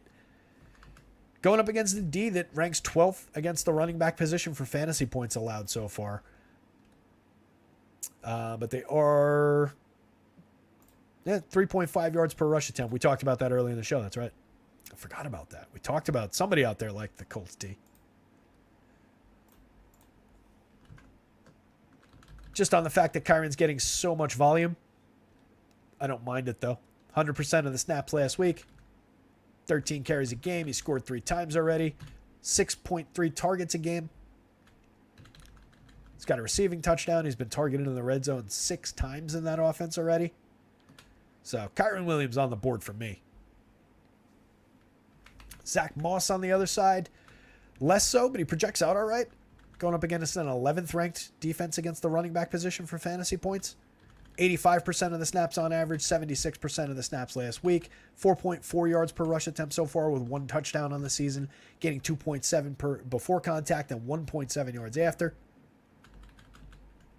3.5 targets a game. He's also got a receiving touchdown. He's also been targeted in the red zone 3 times.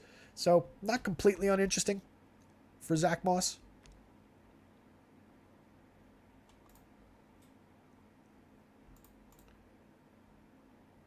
Just want to look into bear with me here.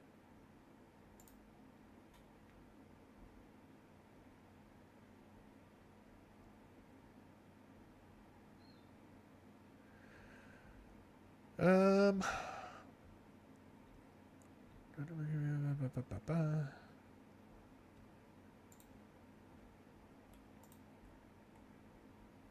was just trying to see if I could figure out why that what that defensive ranking was all about, but I couldn't. So we'll move on. So if I'm rostering running backs here, it's probably primarily Kyren Williams, but Zach Moss not completely uninteresting for the money. Projects out well. Should see some opportunities here. This is where the action is, though. Puka, the target monster, projects out really well again. 6th, 2nd by value, 8th, 9th by value across sites. Going up against a team that ranks 26th against the wide receiver position. On the other side, 30th against the wide receiver position. Should be opportunities for at least the high-end targets here on both sides. On the Colts side, it's just a matter of whether Richardson's going to be capable of throwing the ball in the right spot down the field. Certainly we know that the Rams are going to have a lot more ability there. Puka so far, 34.7% of the targets, drawing 14 targets a game, 8.3 yard ADOT with 8.05 yards per target, 9.4 yards per target for, oh, sorry, that was Higbee. 9.4 yards per target for Tutu. I was right.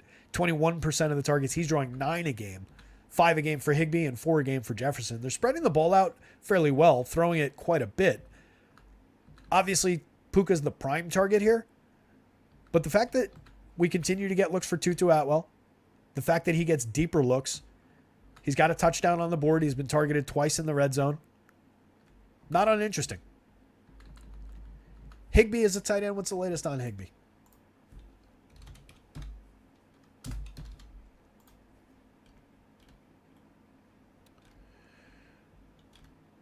Achilles questionable.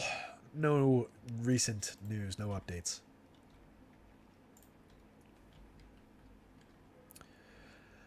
If he's out there, 5 targets last week, 7 the week before, 5 a game, 12.4% of the target share, sees targets in the red zone.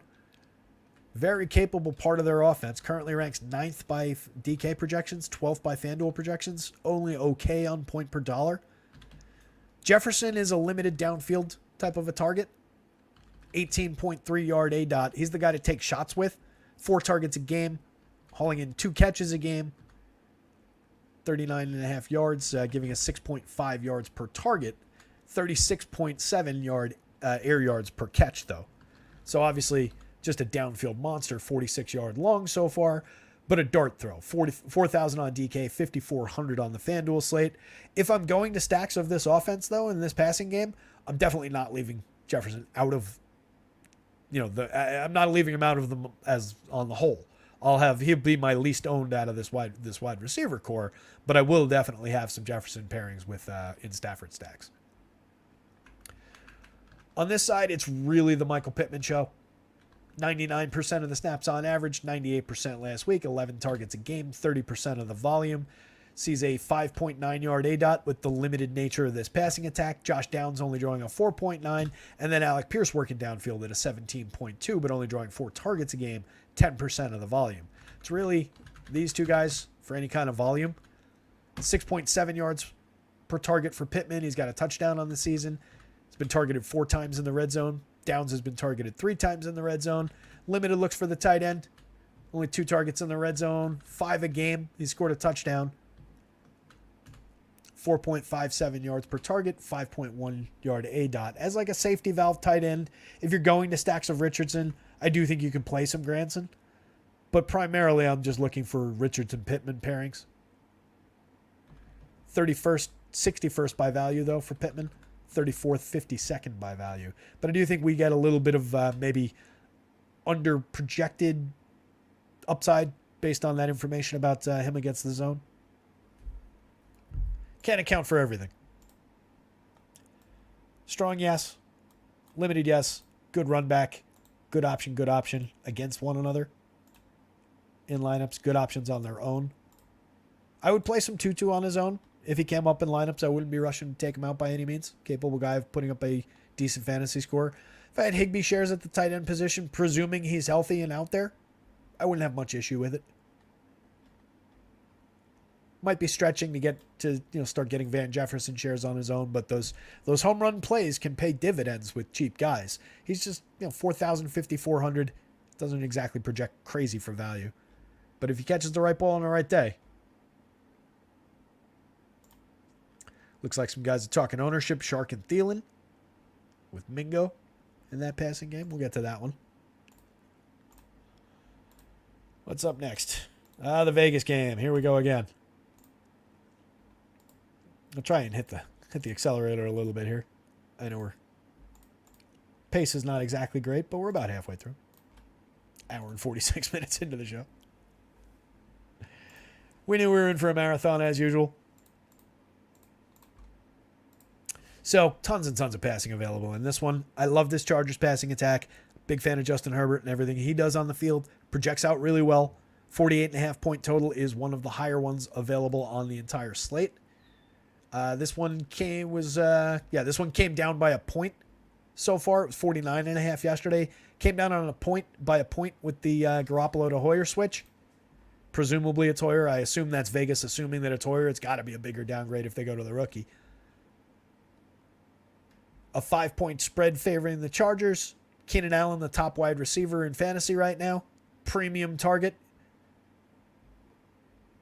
Obviously going to see a little bit of an uptick with the injury to Mike Williams. Should see a little bit more action. That should mean a starting role for Quentin Johnston. And then the usual targets with maybe a little bit of an uptick for Josh Palmer. Good options. I am excited to see what Quentin Johnston can do in this offense at 3,700, 5,200. He projects out pretty well here. So I like that option quite a bit. I don't necessarily want to go to Palmer over him, despite the fact that Palmer's been more involved so far. Projects out a little better because of that. Capable tight end in that offense. On the other side, it's the Brian Hoyer day, I think. We've talked about it a couple times already through the show. Jimmy Garoppolo out. Was in the concussion protocol all week, tried to make it back. Didn't quite make it back. There's chatter around the fantasy industry and on some other sites as far as the projections go about their rookie O'Connell. Joker, calm down, pal. Ah, damn it. Drew Rom gave up 4 earned runs. That one came back to earth. Wah, wah, wah, wah. So there's some chatter about the rookie getting the start, but seems to me, again, like it's going to be Hoyer. We've obviously got time. We can figure it out. When the news breaks, we'll know what to do. We'll have everything updated. But I'm leaning Hoyer here. I buy into that narrative of guys like Devontae and Jacobs wanting to play with Hoyer rather than the rookie. Early in the season, wanting to stay competitive. It's not like Garoppolo's got a devastating injury, so it's probably just a 1-week replacement.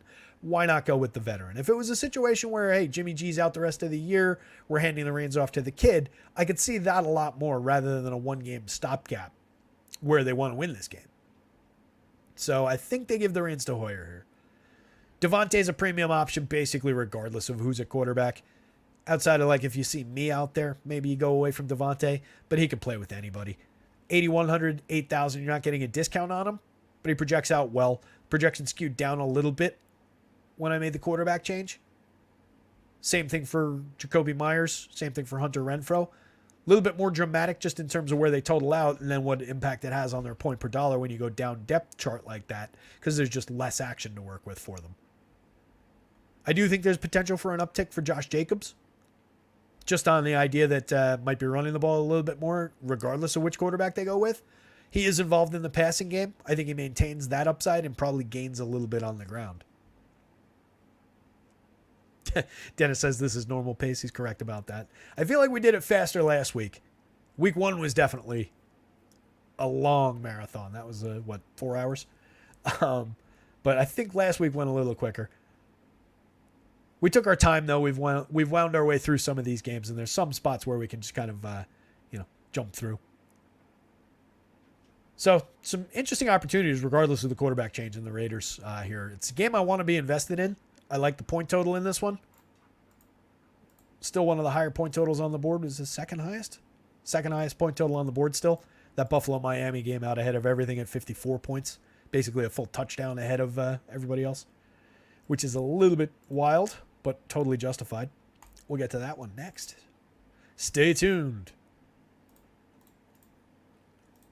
Oops, I was already here.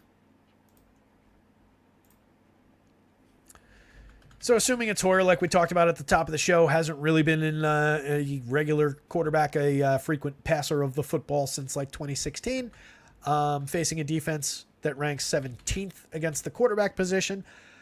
There's some opportunity there for sure. They're gaining pressure 21% of the time. They've got allowed 7 passing touchdowns so far. Same passing touchdown total on the other side, but Vegas has been third, oddly, against quarterbacks. For fantasy points allowed, I'm not really worried about that when it comes to this passing attack. They are 21st when it comes to yardage, 6.7 yards per pass attempt. Not going to sweat that one. It's another one where is that looking it up wrong?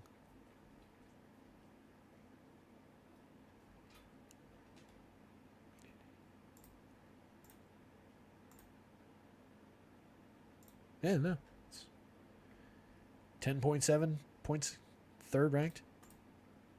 That's weird. Not a lot of yardage, I guess, total. 5.4 yard defensive ADOT. It's another one where I'm just trying to figure out how they rank third for fantasy points allowed when they've given up that much. That's weird. Either way, we're talking about Justin Herbert here. There's not really all that many questions. He's throwing the ball 40 times a game. Hoyer, obviously, no stats so far this year. Herbert completing 313 yards a game, has thrown 6 touchdowns already, has 0 interceptions, 7.8 yards per pass attempt, 8.2 intended air yards per attempt. Slings the ball all over the field. He's got great targets to work with, or at least one great target to work with now in Keenan Allen, and then some very serviceable ones. He's run the ball in once. Not that we're looking for him for scoring with his legs all that much, but Herbert's the focus here.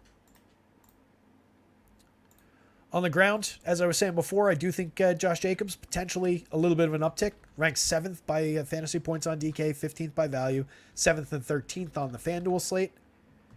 Going up against the defense that ranks 24th by fantasy points for running back. He's seeing 82% of the snaps last week, 79 on average, 15 carries a game. Yet to score on the ground, only 2.4 yards per rush attempt. 1 yard before contact, 1.4 yards after contact. He is involved in the passing game, 4.67 yards per targets per game, catching 3 of them. He's got a red zone target so far. Only running back in this game with a red zone target. Kind of noteworthy. Spiller and the... I forgot to sort this. Spiller not ranked. I just threw him in before the show. Seems like he's going to be active for his third game of the year. Kelly, super limited. He doesn't project well, hasn't projected well yet, and hasn't played well yet. So I'm kind of liking that the models had him right so far, and it doesn't like him again this week. They're 20th against the running back position for fantasy points so far this season, but he's been really limited. 73% of the snaps last week. Carried the ball 13 times. He's scored once, 3.6 yards per rush attempt, 2.4 yards before contact, 1.2 yards after contact. Not involved at all in the passing game. Just a limited option. Don't really like Kelly, not for value, not for scoring upside.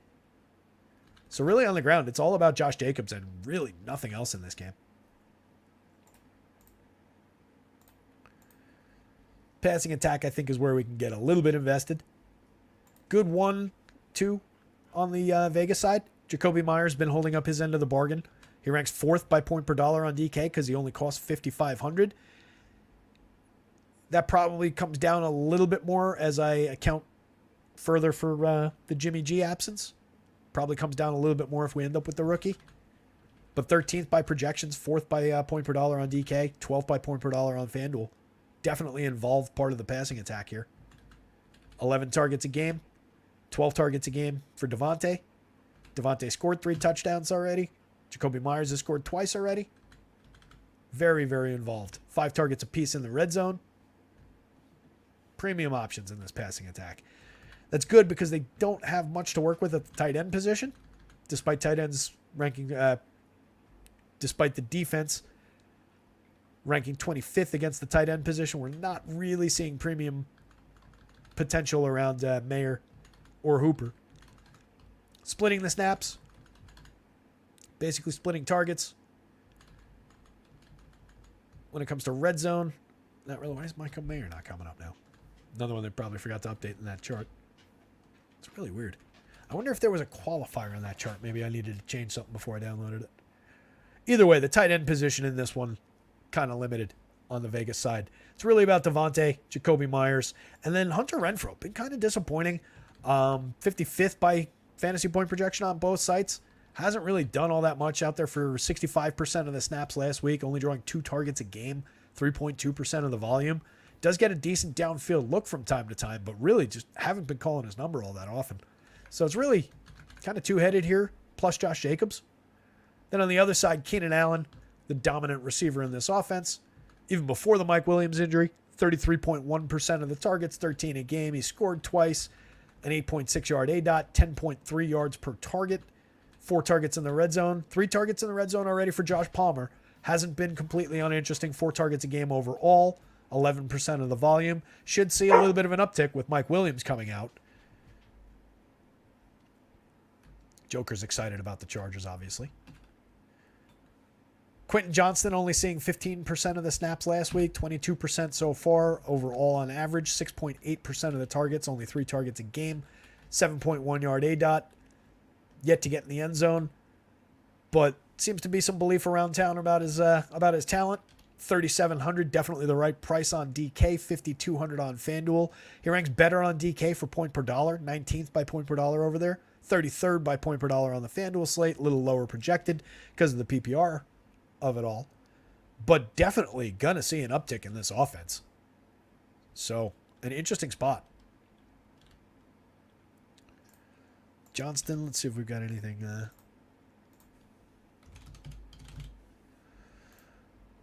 I had good college details about him in my original notes from week 1, but I do not have that file open, and I don't want to screw with our audio. It seems like our audio has been pretty good so far. 3 targets last week, 2 targets a week before, 3 targets a week in week 1. So he's seeing a little bit of action.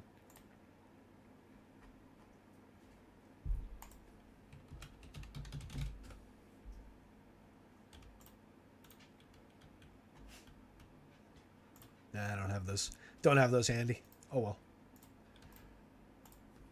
Gerald Everett in the tight end, 13th on DK, 13th. It's 13th, 11th on both sites. Going up against a defense, though, that ranks 3rd against the tight end position for fantasy points allowed. That's not great.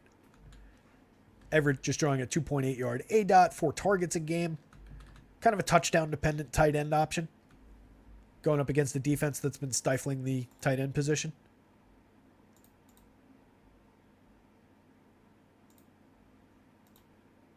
Doesn't seem great. I think it's a wide receivers kind of a game. Plus Josh Jacobs. But definitely I want to get invested in this Chargers side. And I like how Vegas has a couple capable run back plays in Devontae, Jacoby Myers, to a lesser extent Hunter Renfrow. You're just hunting for a deep touchdown in that case.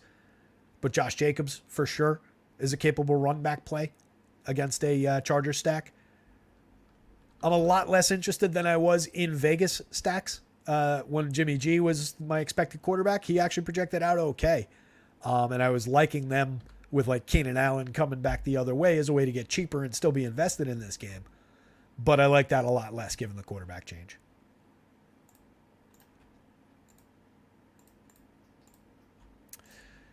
The big meatball on the whole slate. 54-point total, 6 points higher than every other game on the board. Monster projections for Josh Allen. Miami offense that scored 70 real-life points last week. Options galore. Excellent skill players on both sides to work with. I could just do this when we get to the positional tabs. So 54-point total and a 2.5-point spread in a key division game between two teams that are going to be neck and neck for the division all year. This is an interesting game for fantasy. Miami, 25th against the run, 4.6 yards per rush attempt, 6.1 yards, ranks 13th against the pass per pass attempt, 5.9 yards, ranks 32nd on the ground for Buffalo, 5.9 yards per rush attempt, 32nd against this Miami rushing tandem that ran for approximately 14,000 yards and 332 touchdowns last week.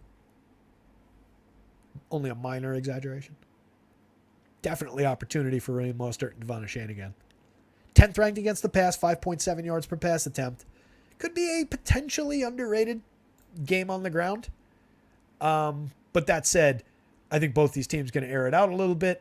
I think we're going to see a nice opportunity for a shootout between Tua and Josh Allen, Tyreek Hill and Stephon Diggs, Jalen Waddle, and to a lesser extent, Gabe Davis, Kincaid, and Dawson Knox on the other side.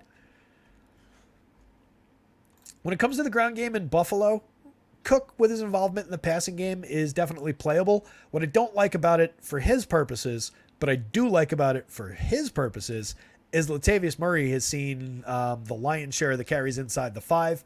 He is very likely to poach a touchdown if they try and run the ball in or if they get one in a close situation. They have not gone to James Cook at all in that situation. That is the Latavius Murray show. So with a little bit of touchdown upside, for $5,000 on FanDuel, $4,700 on DK, that's not an uninteresting Latavius Murray. We've seen him do that before. So a little bit on the ground on both sides. Definite action through the air on both sides. Should be a ton of scoring. No real interest in either one of these defenses. Even though Buffalo projects out kind of okay for the 2,700 on the DK board. Doesn't really feel like a spot we want to be going to defense. Vic says, so double running back for Miami again. Yeah, as I was talking about on the show last night, that's just something that, like, based on the way that I build lineups, I limit out. I was bracketed off from the possibility of being able to get to that game last time. I'm comfortable with continuing to build lineups that way. It's not going to make me completely rethink how I do things. The opportunities where two running backs from the same team, let alone even the same game, the same team, go off like that, it's so limited. And it's limiting to what can happen in lineups. There's only so many looks to go around. There's only the amount of times that's happened in fantasy. I'm not going to say it's definitely one, but it's probably on the lower side of the 1 to 10 times scale. Let's put it that way. Has not happened all that often. Is it viable? Are both those guys going to see a ton of touches? Do both of those guys have a ton of talent? The answer to all of those questions is yes. Josh Allen projects out as the number 1 quarterback on both sites. 5th by value on DK, 2nd by value on FanDuel. Not far behind is Tua, 5th by points on DK. Falls to 14th because he costs $7,400 on DK. So not the best points per dollar option, but raw projection-wise, he's right there. Ranks 5th and 9th on the FanDuel board.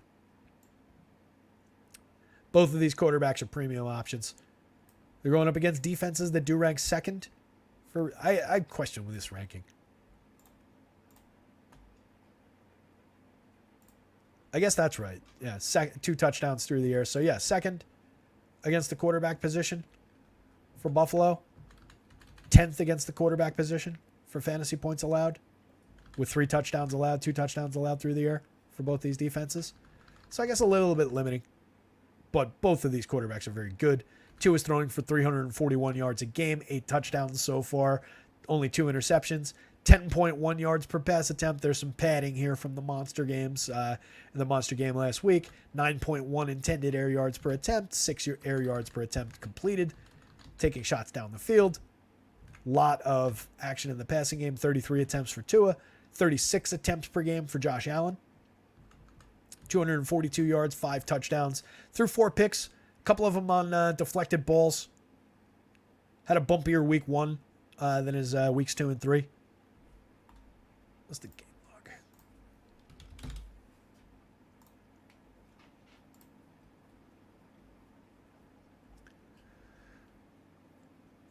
Week 1, he threw 3 of those interceptions. And if I remember, 2 of them were on deflected balls. Only 5.8 yards per attempt that week, 236 yards overall, threw 1 touchdown. Week 2, he came out 31 of 37 for 274 yards, threw 3 touchdowns, 7.4 yards per attempt. Week 3, only 1 touchdown, threw another interception. 6.8 yards per attempt, though. The yardage was more Josh Allen-y. Threw the ball 32 times versus 41 in week 1, 37 in week 2. That was against Washington. They also won that game 37-3, so there was a lot less need to throw the ball. This one should be a lot tighter. Should see him return to the approaching 40 passing attempts range. Love the upside for him. He's run 1 in this season. 4 carries a game. Tua running the ball 3 times a game, but mostly on scrambles. 0.9 yards per rush attempt, 7.4 yards per rush attempt for Josh Allen. We would see maybe some Josh Allen with his legs. I doubt Tua's going to do any damage with his legs. Both these teams have been pretty good for fantasy points against the run as well. 4.6 yards per rush attempt, 5.9 yards per rush attempt allowed by the Bills. But limiting fantasy scoring. So more bend, don't break in terms of fantasy scoring so far, but certainly yardage allowed. 62% of the snaps last week for Cook. 60% on average, carrying the ball almost 15 times a game, putting up 89 yards a game. 3.3 yards before contact, 2.8 yards after contact.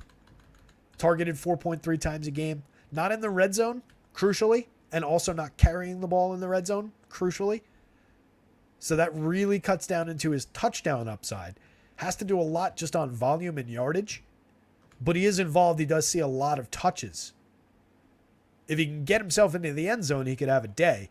But this guy's lurking and just waiting for them to get inside the 5 so he can poach that touchdown 2 or 3 times. Murray only seeing 25% of the snaps, carrying the ball 4.3 times. He scored each of the last 2 weeks because he just poaches touchdowns. Not involved in the passing game, really. That's just, he's out there to steal those touchdowns from Cook. This is more of an interesting split. 3.3 targets a game so far from Mostert. 2.5 targets a game for Shane. But they were leaning more toward a configuration of Mostert in the passing attack. He saw 7 targets last week. Carried the ball 13 times. Difficult to criticize either of these spots. All right, Mostert carried the ball 13 times for 82 yards and 3 rushing touchdowns. And then was targeted 7 times, caught all 7 of them for another 60 yards, 8.6 for pass attempt, and scored through the air as well. Just a monster game, 4 touchdowns for him. And then on the Devon Achane side, he carried the ball more. He was more the featured for rushing attempts. 18 rushing attempts, 203 yards, put up a monster, scored 2 times on the ground, scored another 2 times through the air. He saw 4 targets through the air, 30 yards, 7.5 yards per rush attempt. But it does seem like it's likely to break down where he's carrying the ball a little bit more, he's receiving the ball a little bit more. They're both out there a decent amount of the time, and they both have big play potential and touchdown equity.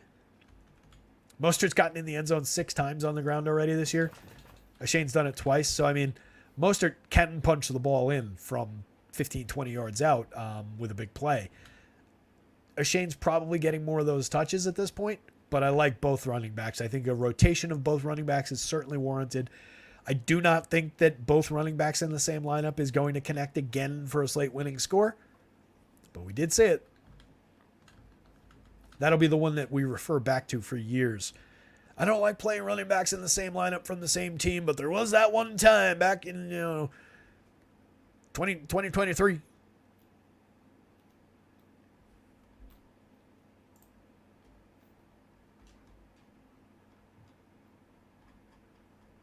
Mamba say another way around.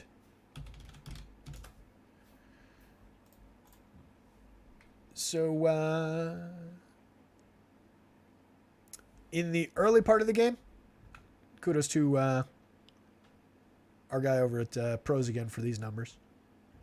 And tangentially from fantasy points data, where a lot of the numbers that they cite over there come from.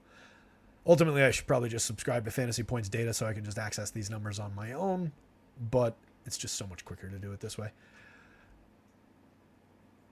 In the first quarter, when the game was close, O'Shane carried the ball 4 times, Mostert carried the ball 3 times. Mostert lost the red zone battle. O'Shane carried the ball twice in the red zone. Mostert didn't carry the ball in the red zone. Again, it's very small samples with any of this. We're talking about 2 running backs who are going to touch the ball quite a few times, regardless of which way the carries go. Jake says Mostert's the lead back in my opinion. Shane got more work because of the game being blown out. I don't know about that. I do think Mostert's still the lead, the primary back overall, but I think it's a lot closer. We'll see how it goes this week. It's very difficult to judge by that monster blowout, obviously. You've also got the return of Salvon Ahmed to deal with, probably not this week. He's questionable this week. Groin's still hurting him, but he's still lurking out there. So that's another wild card. When he comes back, what's going to happen with the touches? He gets a few looks in the passing game. He gets a few touches. But, yeah, if I had to pick gun to my head who would be my go-to running back in this game, I would go with Mostert.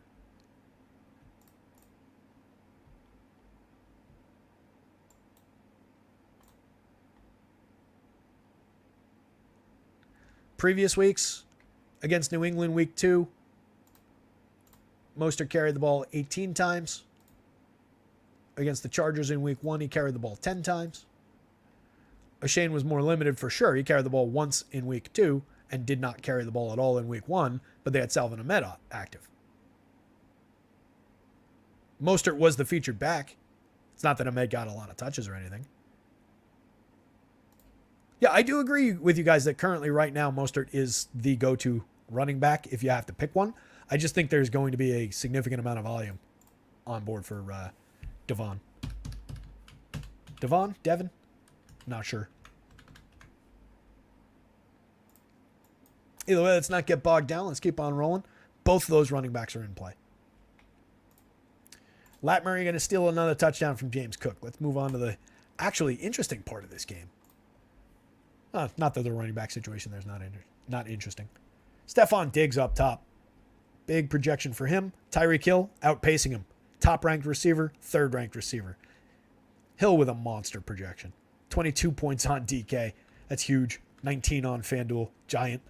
First ranked on both sites by fantasy points at the position. 7th on DK by points per dollar. 2nd on FanDuel by points per dollar. That is a fair point, Mamba. Waddle was out last week. Fair point.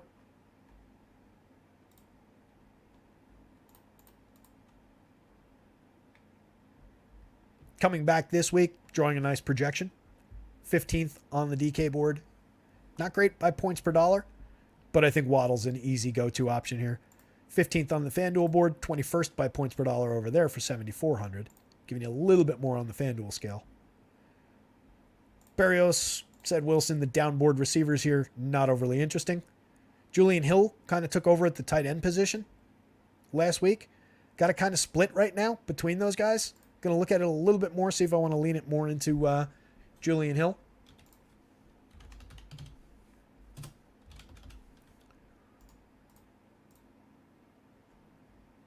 In a game log sense, he only saw 1 target.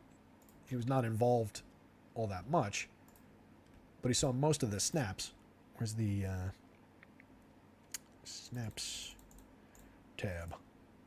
Oh, this is not the right way to look this up. I got this data somewhere.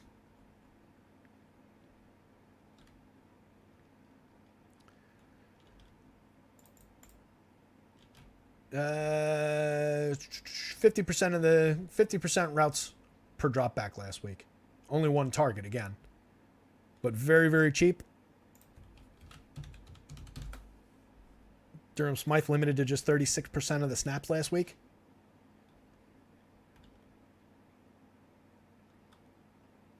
Mama says you do a lot for this community, just making sure I contribute my part. Dude, as I've said many, many times, this is a conversation. I want you guys to send notes my way, and I'm trying to send notes and stuff your way, and in between, hopefully we land on the right options. So not a ton of, upside there. Not a real ceiling play. Not a guy who's going to get a massive target share or anything. But for 2,500, maybe a dart throw. For 4,100, maybe a dart throw. Not giving him anything in the projections, don't get me wrong. But just remember that he was out there running some routes. Outsnap Smythe. Premium options, though. Tyreek, I don't really need to sell these guys all that much. Tyreek running seeing 34.7% of the targets, 12 a game. He's scored 4 times already. Jalen Waddle in his 2 games was getting 6 targets a game, 12.9 yard ADOT for him, 13.7 yards for Tyreek. Braxton Berrios, 3 targets a game, 13.9 yard ADOT, minimally involved. Smythe was drawing 4 targets a game, but kind of limited in... Now, why am I getting 97% of the snaps here? Didn't we just look him up and see 30-something?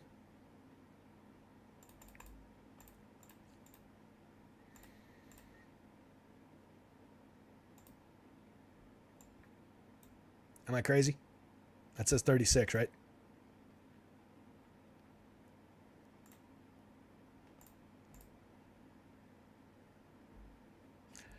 Because it's still 5 on this one. Didn't I say that I had updated this on this tab? Son of a bitch. It's updated at the top, but no, not all the way down.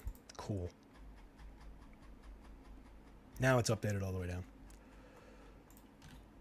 These stupid things. All that to correct something that I already cited and we didn't need to talk about again, but just drives me bananas. 36% of the snaps last week. Hill saw 78% of the snaps last week. Take that, Microsoft Excel.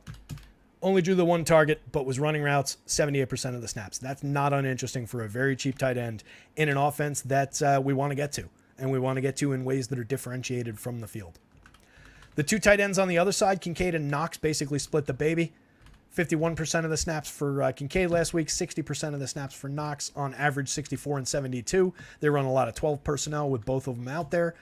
Overall, 3.8 yards per target for Knox, 6 yards per target for Kincaid, both of them drawing 4 targets a game, 3.4 yard ADOT for Kincaid and a 5.8 yard ADOT for Knox. Knox outpacing him with red zone targets. He's got 5 red zone targets to Kincaid's 2. I think Knox is still the favored option when we're looking for a touchdown here. Kincaid more the work it down the field, downfield, like open field, kind of a receiver of a tight end between the 2.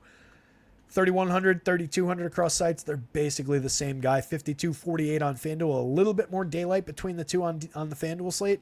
Kincaid outpaces Knox a little bit in terms of value, but they're close on both sides. They're both playable.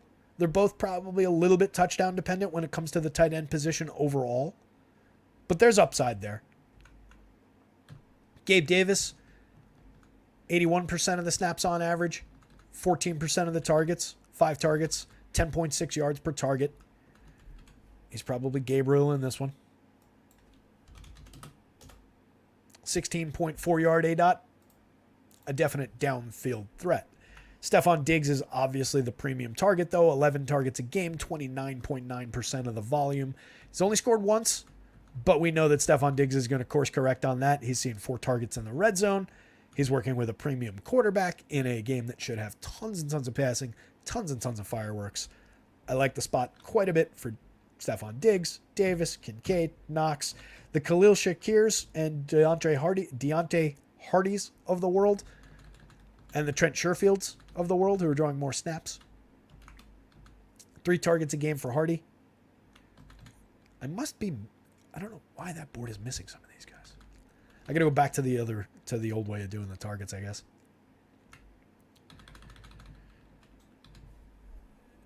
We'll look up Sherfield.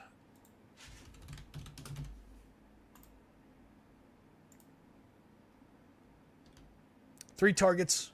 Caught 2 of them last week. 9.9 yards per catch for Sherfield. And who's the other one who's not coming up in those numbers? Shakir.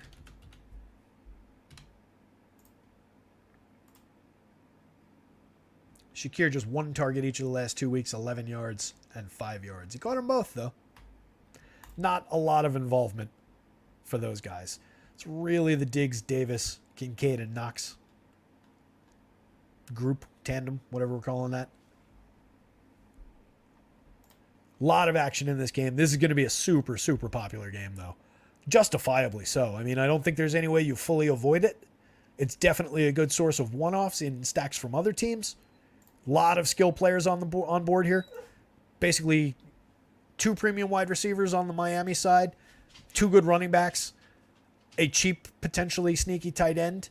On the Buffalo side, 1 A-plus wide receiver, a solid B, and then 2 solid Bs basically at tight end with touchdown potential. The running back situation's a little bit more murky for Buffalo. Again, with Latavius Murray there to potentially poach those touchdowns from Cook. But Cook is a capable enough rusher, projects out fairly well for the money. Lots of different ways to spread shares in this game. This is a game you want to build into lineups. When you're stacking Chargers, you want to think, all right, who's the first team I want to go to? And a lot of people will be playing this way, so maybe you don't immediately say, all right, I need to carve out 9,600 for Tyreek Hill. Maybe you don't say I need to carve out 8,100 on DK for Stephon Diggs. Maybe you say, all right, I want to get to that game, but let me leave 59 for Gabe Davis. Let me leave 74 for Jalen Waddle. Let me look down the board, have a little faith in Devon Shane putting up some more touches and giving a little value as the lower owned running back. Things like that for large field tournaments. Those are the decisions you want to be making. For smaller field tournaments, you can much more easily say, all right, I've built out my Chargers stack. I want to make sure I've got 8,100 for Stephon Diggs shares. It's a lot less competitive in terms of spreading out to everything because you're not going up against the 195,000 lineups. Joker, you need to chill, pal. We got a few games left to talk about. Minnesota and Carolina. You love Kirk Cousins. Joker, you love Kirk Cousins. Why he's doing so well this year. It's you and it's Justin Jefferson. Those are the only 2 reasons that Kirk Cousins does well. So go lie down and shut up. I do not think that the Minnesota passing game is going to lay down and shut up this week. I like the spot for them again. Justin Jefferson is a beast. Kirk Cousins doesn't project quite as well as he did the last couple of weeks, but going up against the 17th ranked 6.3 yards per pass attempt defense with a weapon like Justin Jefferson, with a very strong tight end option like TJ Hawkinson, capable parts at running back. Alexander Madison stepped back into relevance last week. Jordan Addison, KJ Osborne, some downboard receivers. Like the options for Minnesota a lot. Kirk Cousins is leading the league in passing for good reason. And it's not entirely because of Justin Jefferson. On the other side, Bryce Young coming back. A lot more limited. Adam Thielen, good receiver. DJ Shark, capable downfield option. Sanders, the clear lead back in this offense.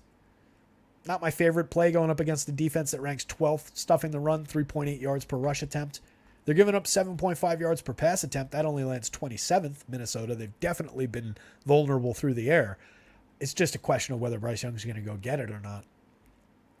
Don't really like the Chuba Hubbards of the world.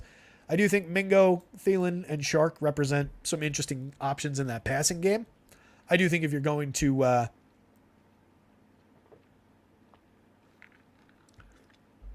little suspense there. If you're going to stacks of Vikings, you can definitely use some Panthers as run back plays, primarily around those wide receivers. I don't really want to go to the running backs here.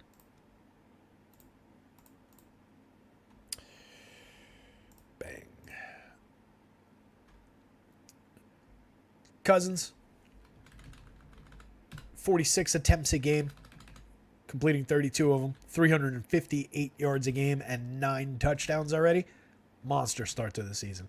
8 intended air yards per attempt, completing 4.9 air yards per attempt, 7.8 yards overall. Bryce Young, this is where I get a little limited. 2.4 air yards per attempt completed, 4.2 yards per attempt overall completed, 7.6 intended air yards, but no shots so far over 30 yards. Neither of these quarterbacks are really overly interesting on the ground. Young going up against a defense that has allowed 7 touchdowns through the air. They rank only 18th against quarterback position. Kirk Cousins going up against the D that ranks 4th against the quarterback position. They've only allowed 2 touchdowns passing so far, 7.2-yard defensive ADOT, gaining pressure 23.5% of the time. That said, Kirk Cousins, Justin Jefferson tandem, I'm not going away from that to avoid the Carolina defense of all things. Bryce, we're just limited by 2 touchdowns so far. He only played 2 games. 35 attempts, but only completing 59 of them, 59% of them, 150 yards a game basically, and just not throwing the ball all that far downfield. I know people like the receiving options on that Carolina side. I saw you guys talking about it in chat before, but I don't know. Not overly wild about it.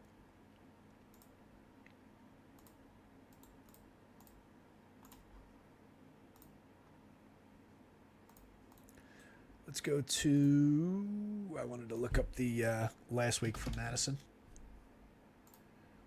Struggled the first 2, but had a good one last week.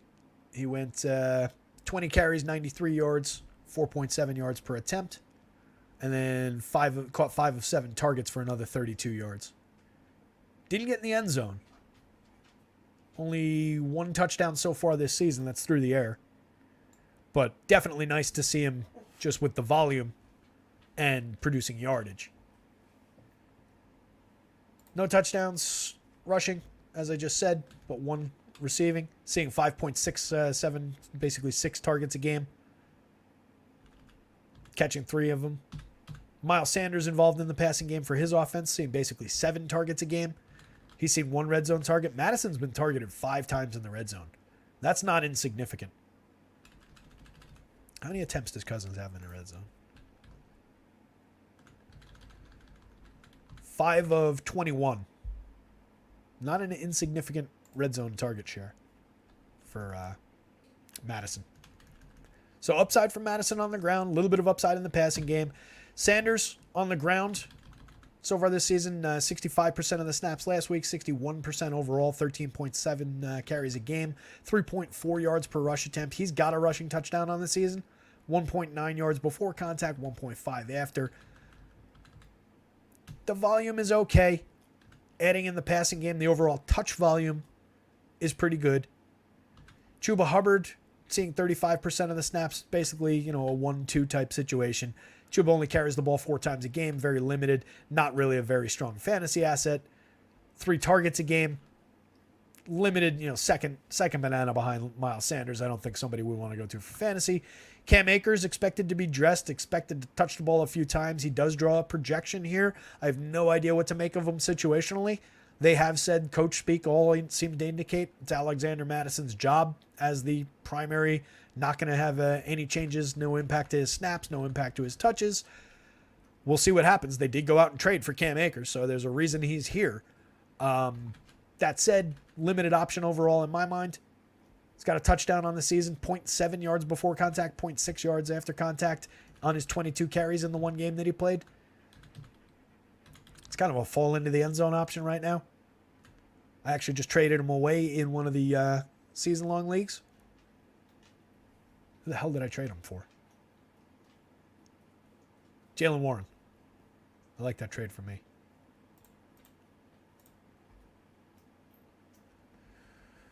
So, yes and meh in the running game, and then none of these guys really. I do want to get some Alexander Madison, but I'm more interested in the passing game. Definitely want to have some Kirk Cousins, Justin Jefferson combinations. Definitely want to have some Kirk Cousins, TJ Hawkinson combinations. 22nd ranked against the tight end position for fantasy points so far for Carolina. They have been stout against the wide receiver position, but Justin Jefferson is not all wide receivers. Maybe that has more of an impact for Jordan Addison, for KJ Osborne, but not for Justin Jefferson. But this makes me interested in Hockenson. He projects out really, really well. First overall on both sites, second by value on FanDuel, seventh by value on DK, and just that they rank out 22nd against the position for fantasy scoring so far this year. He's only seeing, he is seeing 9 targets a game, 20% of the volume, 6.2 yard ADOT, giving us 6.39 yards per target. He's scored twice through the air. A lot of distribution of touchdowns through the air so far for this passing offense. Even Brandon Powell's got one. KJ's got 2. Addison's got 2. TJ's got 2. Jefferson, oddly, only has 1, as by far the most talented member of that passing attack. 4 targets in the red zone apiece for Hockenson and Jefferson, and another 4 going in KJ Osborne's direction. So Osborne gets involved in the red zone. Not uninteresting for both of these receivers. 14% of the targets going Addison's way, 11% going Osborne's way. What was the recency? Addison last week. 8 targets for Addison last week. Osborne, only 3. 6 targets each of the first 2 weeks for Osborne. Scored his touchdowns, one in week 2, 1 last week. So even with limited volume, he did get in the end zone last week. A lot of yeses through the passing attack on the Minnesota side. Adam Thielen playing 92% of the snaps last week, 89% to lead the team overall. DJ, 94% of the snaps last week, 80% overall. And then Mingo, the third man in. Marshall actually drawing a few more of the snaps. But Mingo, to me, the more interesting of these receivers. In terms of targets, he's drawing 6 a game with a 12.5 yard ADOT. 7 a game for Terrace Marshall with an 11.1 yard ADOT. He's turning that into 3.5 catches, 4.14 yards per target, 3.37 yards per target from Mingo. Neither one of those guys has seen a red zone target yet. Thielen's got 2 targets in the red zone, 2 touchdowns, 21% of the target share overall, 8.2 yard ADOT, 10.3 yards per catch. DJ Shark, downfield weapon. He's DJ Shark Jr., so his ADOT isn't there, but he's giving us a 39.6 yards per catch, so his ADOT's probably pretty good. Let's see, is it the DJ or is it the junior? It's the junior. That's the one thing that drives me absolutely mad, is that the same site will use different formats for sometimes the junior's included, sometimes it's not. Sometimes we put initials between the D and the J, sometimes we don't. Like you'll see DK Metcalf, and I know some guys like their name is just, done as DK without initials, but it's like for these sites, like just pick a friggin' lane. Drives me crazy. 16.5 yard ADOT for DJ Shark Jr. So some interesting downfield weapons, if nothing else, on the Carolina side. It's just a matter of whether they can get the ball to them. Limited passing attack overall. I think they do have to keep up here. Otherwise, it could just become a day where they start feeding the ball to the ground game a little bit if they get out ahead of Carolina here. So, not that that takes me away from Carolina stacks by any means, or from Minnesota stacks, rather. Maybe it's an argument to be made for there being some viability for the run back plays, if nothing else. I don't think I stack too much of Bryce Young plus his receivers, Bryce Young plus anybody on the ground. I don't think I get to too much of Miles Sanders just as a standalone running back. Sanders didn't practice much Thursday or Wednesday. What's the latest?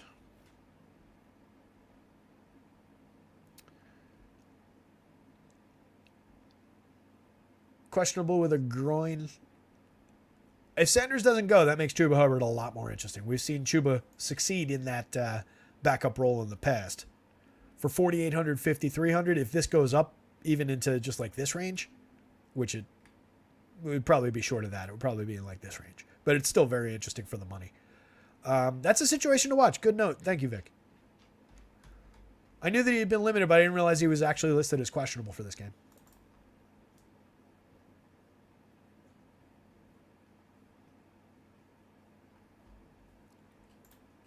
Yeah, that would become more interesting there. We saw, let's see.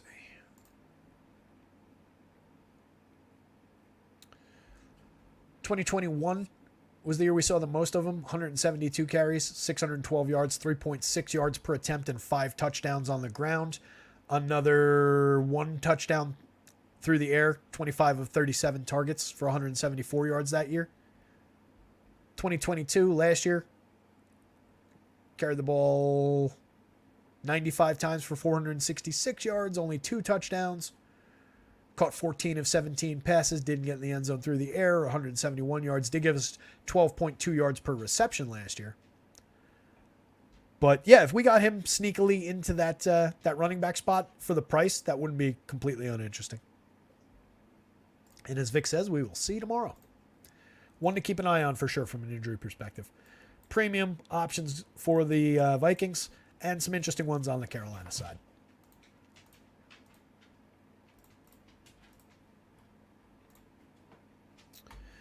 Dallas looking for redemption, coming out as 6.5-point favorites. Favorite did tick down by half a point overnight. 44-point total in this one. I think, much as I hate to say it, we can trust Dallas for a bounce back game here. There's just too much skill on this team. Dak projects out pretty well. Tony Pollard, a lead running back. CeeDee Lamb, a lead receiver. Brandon Cooks, a very good second receiver in that offense. Jake Ferguson, a very capable tight end who draws a lot of targets. Michael Gallup, even as a third man in from the wide receiver corps, projects out fairly well. Should see a little bit of involvement. This is a very good Dallas team. Mama says this team stinks. Are we talking about Dallas? Hey, buddy, I agree. 2000 NFC champion, New York Giants. 23-year-old t-shirt. Not nearly my oldest t-shirt. I picked one up the other day that it's just like moth ridden, like not actual moths, but just like holes in the shirt. Maybe it's actual moths. What the hell do I know? It's 1997 tour. My old good riddance shirt. Vic wants Dallas to lose. I want Dallas to lose too. I want Dallas to lose an incredibly high scoring game and be in my lineups while they do it. With like a sneaky 3 touchdown game from Mike Gesicki as a sneaky run back tight end. How about that? I think we're stretching it now. Gianni Suarez home run. Marlins clinched the postseason. Good for them.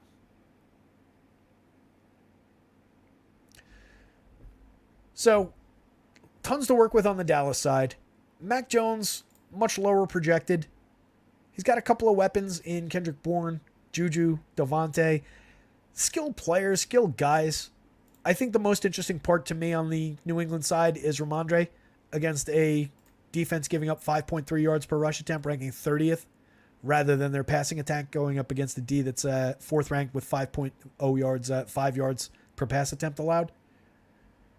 For what it's worth for New England, they rank 9th against the run for yardage and 7th against the pass for yardage. It's not a pushover D by any means. It's not like Dallas is going to come out here and have their not have their work cut out for them. They do, but I think they're good enough, and I think these skill players are good enough that it overcomes anything. Zeke 2 touchdowns, Zeke revenge narrative. Yeah, sure. Enjoy that one. That one's not for me. Basically every other part of this game.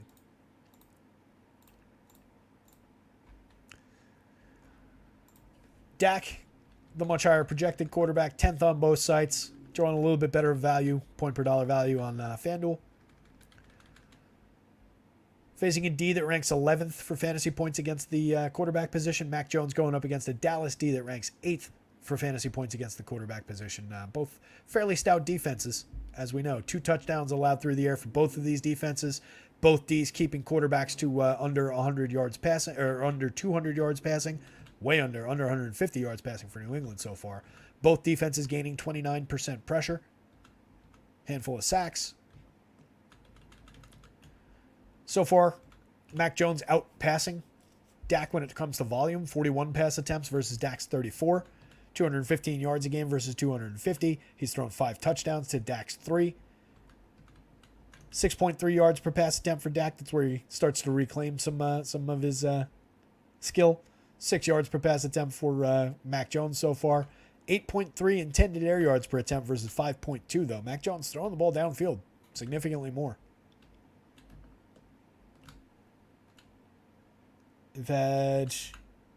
Prescott's had 24 pass attempts in the red zone, and he's only managed to throw 3 touchdowns. 7 pass attempts in the red zone, 5 touchdowns for Mac Jones. Just the pass defense for Dallas is too good for me to just suddenly inspire faith in a quarterback in whom I haven't really had much faith overall so far. So I don't really love the spot there.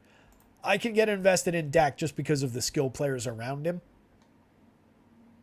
I think that just, hopefully elevates him. We've lost that way before, including last week. But I think we go right back to the well.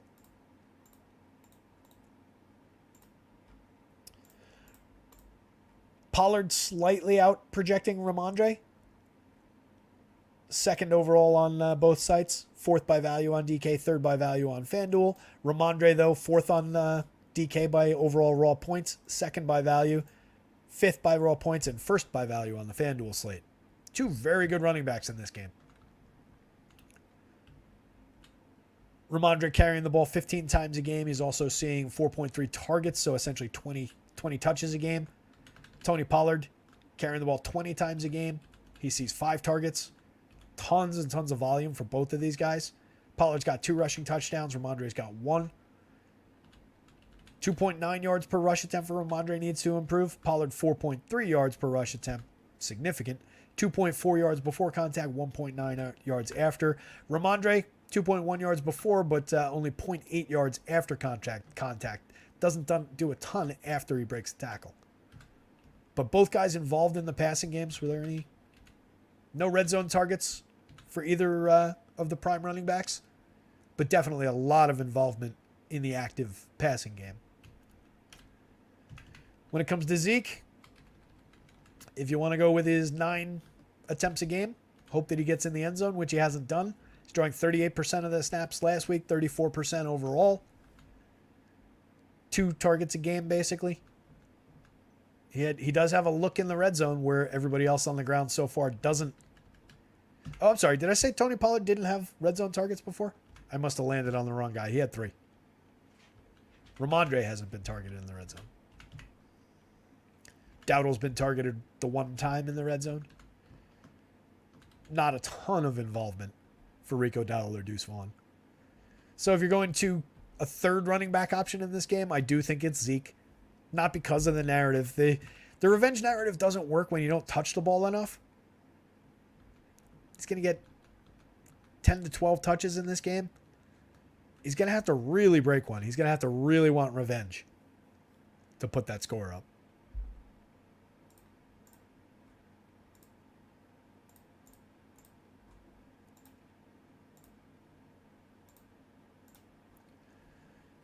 Tons of options in the passing attack for Dallas. This is interesting. New England ranks 30th for fantasy points allowed to the tight end position, with a tight end on the board who's seeing 6 targets a game, 18.2% of their volume. He's gotten in the end zone already, and he's seen 8 red zone targets. Jake Ferguson is interesting to me. 6th ranked tight end by raw points, 5th by value on the DK slate, same numbers on the FanDuel slate. Jake Ferguson, interesting option. That said, he's got some monster wide receivers to compete with for those touchdowns, for those targets. CeeDee Lamb, 24.2% of the targets, 8 a game. Brandon Cooks, 6 a game in his 2 games. 6 a game for I mentioned Jake Ferguson already. 4 a game for Michael Gallup. That's the guy I was looking for. Gallup saw 69% of the snaps last week. Cook saw 80%. CeeDee's out there for 83%. Primary route runners. When it comes to targets in the red zone, 2 for CeeDee, 3 for Cooks, 1 so far for Michael Gallup. Gallup downfield a little bit more than the rest of them, an 11.4 yard ADOT. More limited by volume. But if you're looking for the home run, low-owned play, I don't think Gallup is uninteresting. He ranks 46th on the DK board by overall raw projections, but 23rd by point per dollar, outpacing Brandon Cooks by point per dollar on DK, 23rd to 35th, despite 46th ranked by projection, 34th ranked by projection.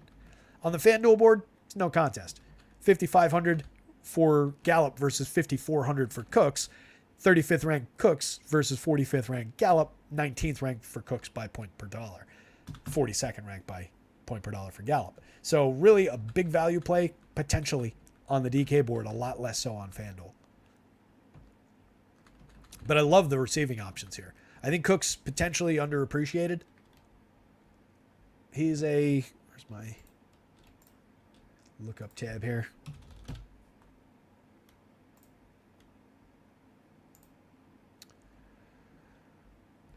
One, two, three, four, five, 6 times in his career over 1,000 yards. Most recently, 2021. Last year playing in Houston, 13 games, 57 of 93 for only 699 yards, but a 12.3 yards per reception.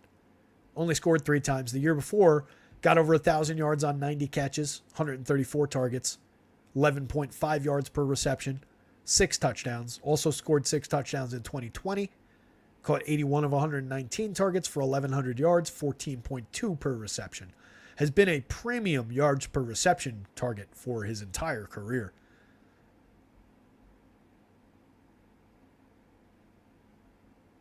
His lowest yards per target, or yards per reception rather, is actually so far this year at 9.8. Prior to that, it was his rookie season in 2014 when he had a 10.4. Still put up 550 yards and 3 touchdowns. That was back in 2014. A very, very good receiver. And one that should get more involved as the season goes. So I like the Cooks option quite a bit. Even where he doesn't rank out great for value. It does rank out fine. But he's just getting outpaced by Michael Gallup for the point per dollar value. But that's not to say don't play Brandon Cooks on DK. He is a prime option on both sides. Yes, yes, strong yes, yes. And then down on this side, it's a lot murkier. Kendrick Bourne, 56% of the snaps last week, 67% overall, 74% for Juju, 76% for Devontae Parker, 88% on average versus 67-62. Parker didn't play last week, I want to say. Second week. It was last week he was out, right? Oh, no, it was week 1. He was back week 2.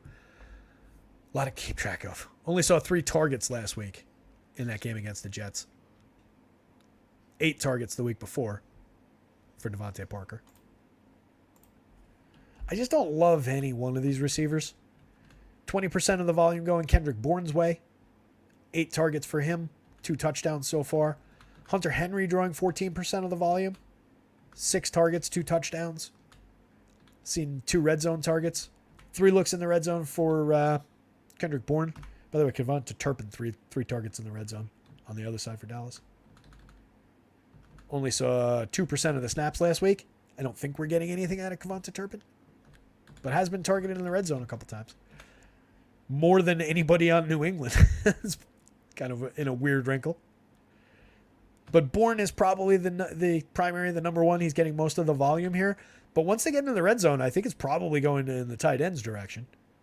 Hunter Henry is the primary target there.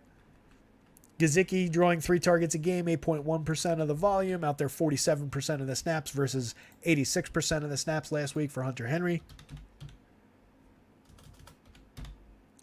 How the hell do you spell Gesicki? E-S-I.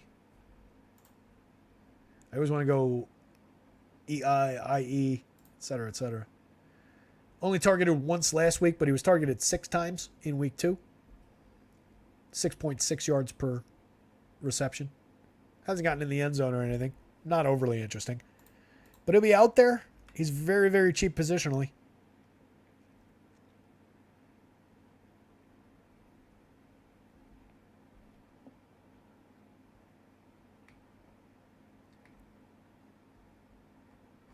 Mamba likes the whoever's in the slot for New England. They'll have a ceiling game.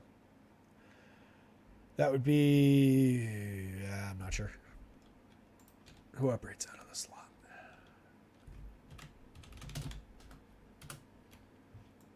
Why is this?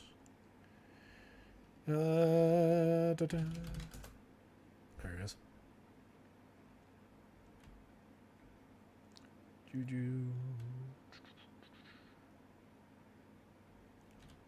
Is Born out? Did I miss that? Why is he not listed in here? No, he's there. That's odd. Maybe I just didn't grab the note on him.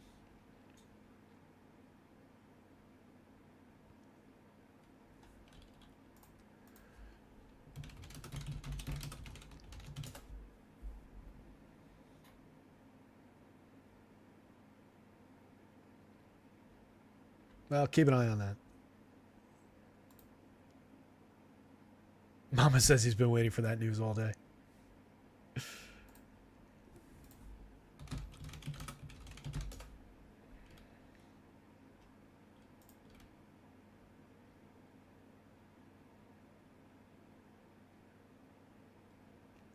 Ooh, Kendrick Bourne has a message for those doubting Juju Smith-Schuster.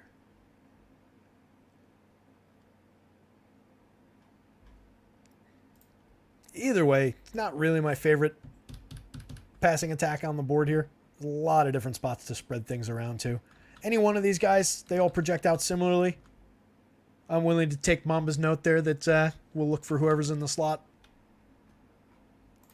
That said, I'm much more interested in this Dallas passing attack. I really like the opportunity for Jake Ferguson. I was over the moon on Jake Ferguson in that last one, and I think I'll go right back there, given how much they look for him in the red zone, given how the opponent stacks up against the tight end position. Let's keep on rolling. A couple of games left. Couple three.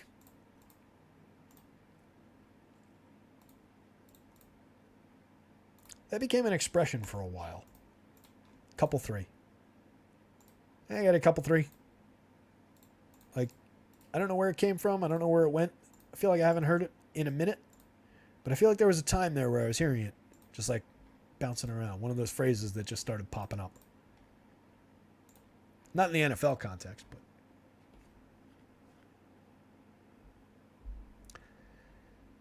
The New England game will be the biggest difference in winning a million or not this week, Mamba? Is that the one, or this Pittsburgh-Houston game? I'm curious. I don't want to neglect it if it's that critical in your mind. CJ Stroud has been effective. Projects out fairly well. So far, the best of the rookie quarterbacks. He's got some interesting receivers to work with. Had an early initial connection with Nico. And then Tank Dell has kind of stepped in and immediately overtaken Nico in terms of being the prime receiver in this offense. But he's got good options in 1, 2. And then Robert Woods is not a bad option as the third banana. Dalton Schultz, a capable tight end. I just don't like the ground game, the offensive line, things like that. But as far as like talent at the quarterback position and then talent in his receiving core, I kind of like what Stroud has to work with here. Going up against the 15th ranked by yards per attempt, 6.2 yards per attempt, 15th ranked, 29th ranked, 5.2 yards per attempt on the ground for Pittsburgh being allowed.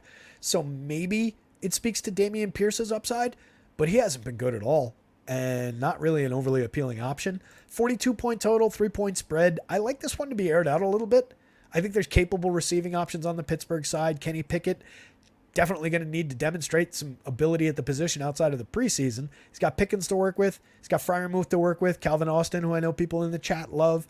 Even Allen Robinson, the old veteran, hasn't shown us a lot this year, but is still going to be out there, is fairly cheap. I prefer the passing game in this one. You've got the kind of split situation with Najee Harris, Jalen Warren here. Warren seeing most of the volume in the passing game. Najee still getting his carries, seeing his touches on the ground. A lot of narrative against Najee lately. Kind of went in wait-and-see mode with Najee. He projects out okay, but Warren definitely going to steal some of the overall touches. I do think there are workable parts in this game.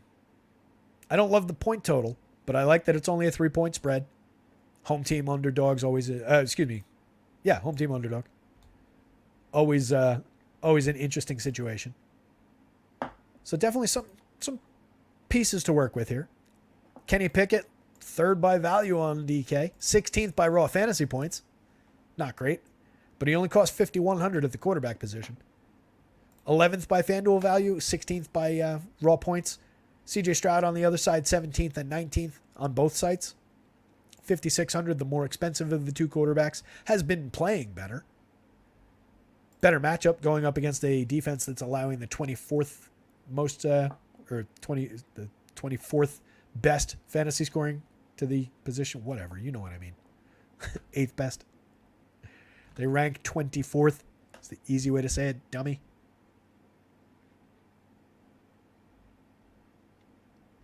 Mama says, I cringed when I heard you say that you don't like the two running back same team stack. That's my biggest stand this year. Is that a data-driven stand, Mama, or is that something that you're like, I think this is a unique angle and I want to see how it works out? I'm curious. I'm not challenging your take either way. And I think both approaches are legitimate. I'm just curious if that's something that you notice looking back through, a couple years worth of data, or whether it's just like people don't build lineups this way. It could be an advantage in tournaments. And again, both of those are viable potential points. Let me know. No data. Is your answer no comment data driven? Like no, it is data driven, or no, it's not data driven? Little grammar obstacle there. Let's keep on rolling while Mamba gets a chance to respond in the chat. Let me know if you've got data points on it. I'd love to hear them. The running back situation in this one. So potentially, if you're interested, going to these two running backs from the same team, if that's your thing, going up against a team that's allowing the 28th that ranks 28th for fantasy scoring against the running back position, they've allowed 117 rush yards a game, 2.3 rushing touchdowns. A little bit of potential there. It's a 50-45 split, 11.67 rushing attempts per game for Najee, 5.67 on the ground for Jaylen Warren, but he excels in the passing game. 5 targets a game, 8.4 yards per catch, 4 catches, basically catching 4 out of every 5 passes. 1 red zone target so far, yet to score, but potential there, especially where they rank out.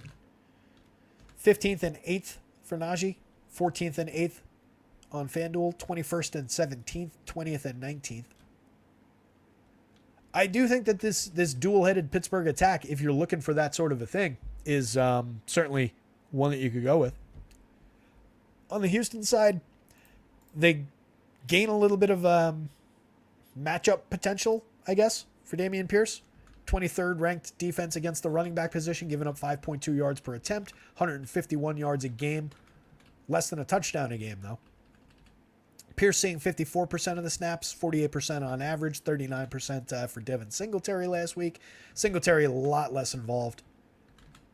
1 target a game, 6.7 carries a game, 13.5 carries a game for Pierce. He scored a touchdown, 1.4 yards before contact, 1.2 after contact, 3 targets, just giving us 2.5 yards per rush attempt, though.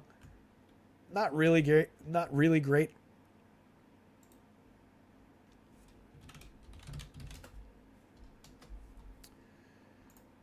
Not Alec Pierce. There he is.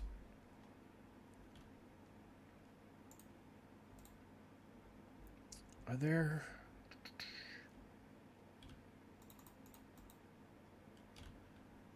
Houston's got some... Oh, it's the... Oh, wait. If my audio got choppy, it's because I opened a different tab on the same one. I got to do it on this one.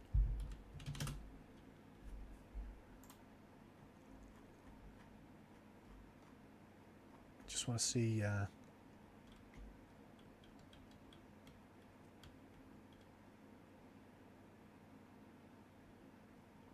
Yeah, so Josh Jones and Laramie Tunsil still out.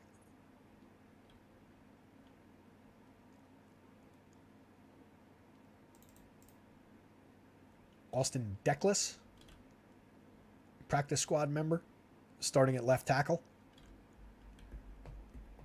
So that's not exactly good news for the rushing situation here.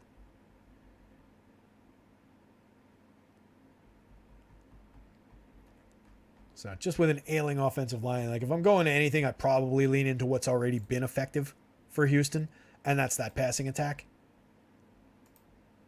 Or more effective anyway. 31st ranked defense against wide receivers. So there is that for to support the idea of going to the Houston passing attack a little bit here.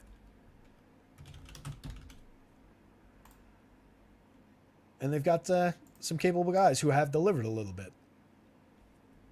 Tank Dell week 1 only saw 4 targets, 34 yards, gave us 11.3 yards per reception, then came roaring to life week 2, caught 7 of 10 passes, 72 yards, scored a touchdown. Week 3, caught 5 of 7 for 145 yards, 29 yards per reception, and a touchdown. Did have a 68-yard long in there, but definitely came to life weeks 2 and 3. And I think he's probably going to be our number 1 going forward. Nico will still definitely be very involved. But that's why Tank is projecting out a little bit better. Nico in week 1 saw 11 targets, gave us 80 yards. Week 2, 9 targets, caught 7 of them for 146 with a touchdown and a 20.9 yards per reception. But he dropped to only 3 targets last week. Caught 2 of 3, 29-yard long, 17 per reception.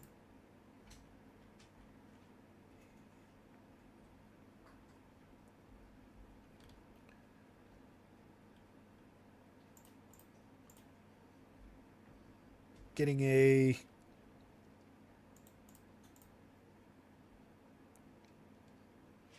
23.1% first read share versus 25% for Tank.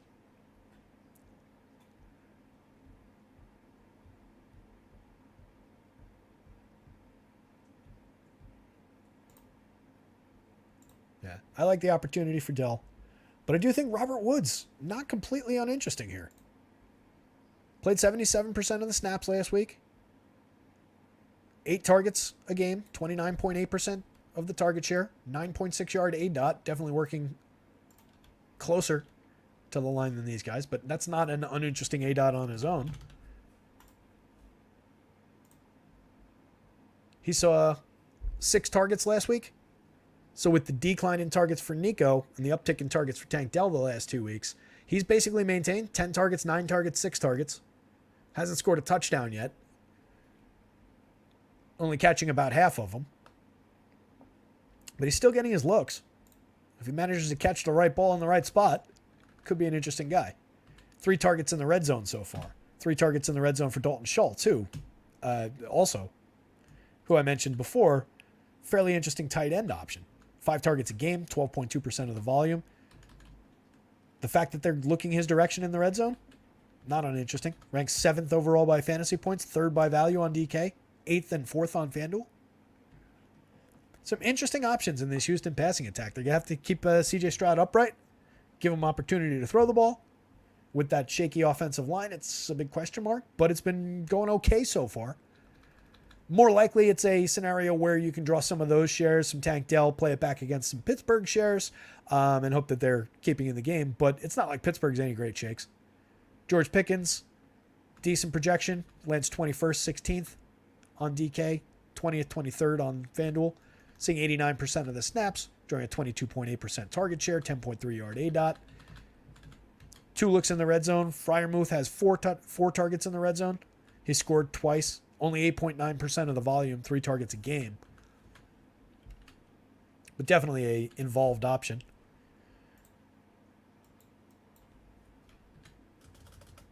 Calvin's A-dot is 11.2.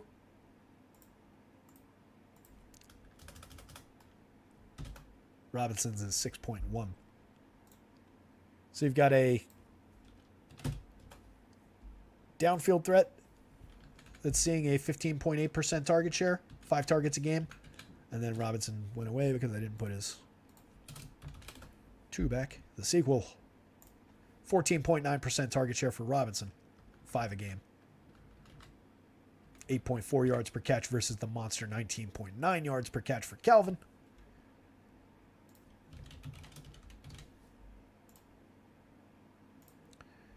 Calvin's involvement has gone from 6 targets week 1 to 4 targets, back to 6 targets. Look in his direction. Scored a touchdown last week. Not uninteresting. I don't have my hands on the routes run data, unless it's over here. Let me see if they've got any routes run data in this write-up real quick.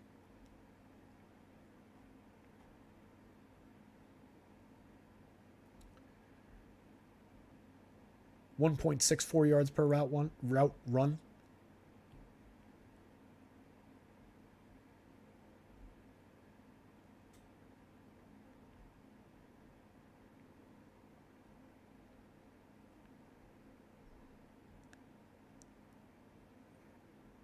A lot of looks out of the slot, apparently. Oh, talented guy who is involved in the offense. No critical information in that write-up. When it comes to Pickens, seeing 89% of the snaps, 8 targets a game, 22.8%. He's clearly the lead wideout, but I don't think that if you're going to stacks, Austin and Robinson aren't uninteresting. But I have trouble thinking that Freiermuth isn't a premium target in terms of the touchdown equity here. If they march the ball down the field, there's a good chance that that pass either becomes a Freiermuth target in the red zone or a little dump out pass to a Jalen Warren and see if he can run the ball in on like a little screen or something. I become more concerned about those options once they get it close. And it could look Allen Robinson's direction, of course. Not that he's seen a target in the red zone. Yeah, the fact that 4 of those targets have gone Freiermuth's direction. And he's a capable tight end. 8th ranked by fantasy points on DK. 4th by value. 11th and 14th on the FanDuel scale. Projecting a few more catches on the DK board. Both sides of this one are, at worst, interesting. I think playable. Not priority stacks by any means, given the 42-point total. But not off the board. Capable skill players on both sides.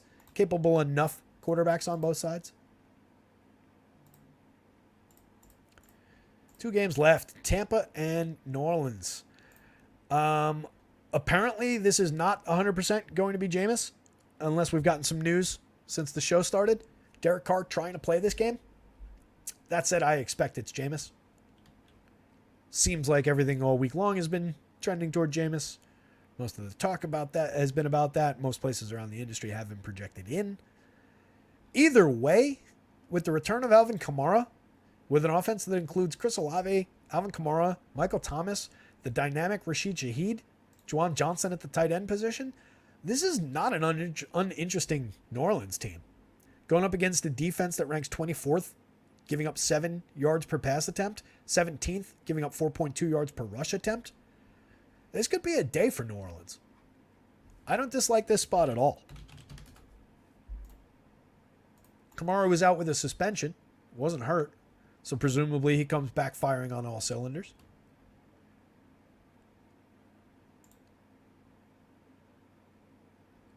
Tampa Bay giving up a decent amount of yards per reception to running backs as well, and we know that Kamara is highly involved in the passing attack. I like the opportunity for the New Orleans offense pretty much regardless of which quarterback it is. I believe enough in Jameis's ability. Obviously, he'll throw a couple interceptions if he's playing well. Oop, this just popped up. It's not going to focus. I touched the phone as if that would make the webcam focus. It said, NFL lineup alert. There is optimism that Derek Carr will play Sunday versus the Bucs, per Ian Rappaport. All right, so maybe we're trending back the other way. Derek Carr gaining a little ground. I'm not going to bother with opening the other file and pulling him out and seeing where we project. Suffice to say, he'd probably be around 17, somewhere in that neighborhood. I like him better than Jameis.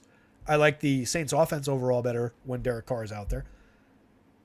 Yeah, I saw Jeremy Savage points out he wants to play. Yeah, that was the narrative, Carr wanting to play all week. It's just a matter of whether he would be healthy enough to be out there actually throwing the ball. It was a shoulder, if I'm remembering correctly, right? Diamondbacks in the playoffs. The Reds lose to put the Diamondbacks in the playoffs. That'll be an interesting team to watch. Man, this baseball lineup really died on the vine. Dodgers not doing anything in the 7th. Drew Rom falling apart. Wah, wah, wah, wah. All right, let's go through these last couple here. So on the Tampa Bay side, really tough pass defense. Baker's been playing better than expected. Mike Evans has been really good. He is really good. Chris Godwin has been okay. He is really good. Cade Otton, Trey Palmer, it's limited down the depth chart. Rashad White at the running back position. There's options here. I just don't really love tangling with the Saints defense. It's actually a defense I like getting to for fantasy purposes. I think I will have a decent amount of the Saints defense here. They project out in the middle of the board. They cost about the middle of the board, 45 on FanDuel, 36 on DK. 5th against the pass, 5.1 yards per pass attempt. Giving up more on the ground, 4.5 yards per rush attempt, 23rd. But with some big play upside, going up against Baker Mayfield, with the opportunity to shut this team down, create some havoc in the passing game, find a turnover, with a dynamic guy like Rashid Shaheed returning kicks. A little bit of potential there for some defensive and special team scoring.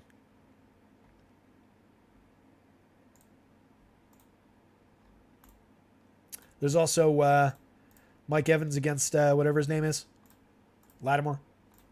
That's a big overtime for people who like to game log watch matchup in which Evans has been pretty limited. I don't have the numbers in front of me.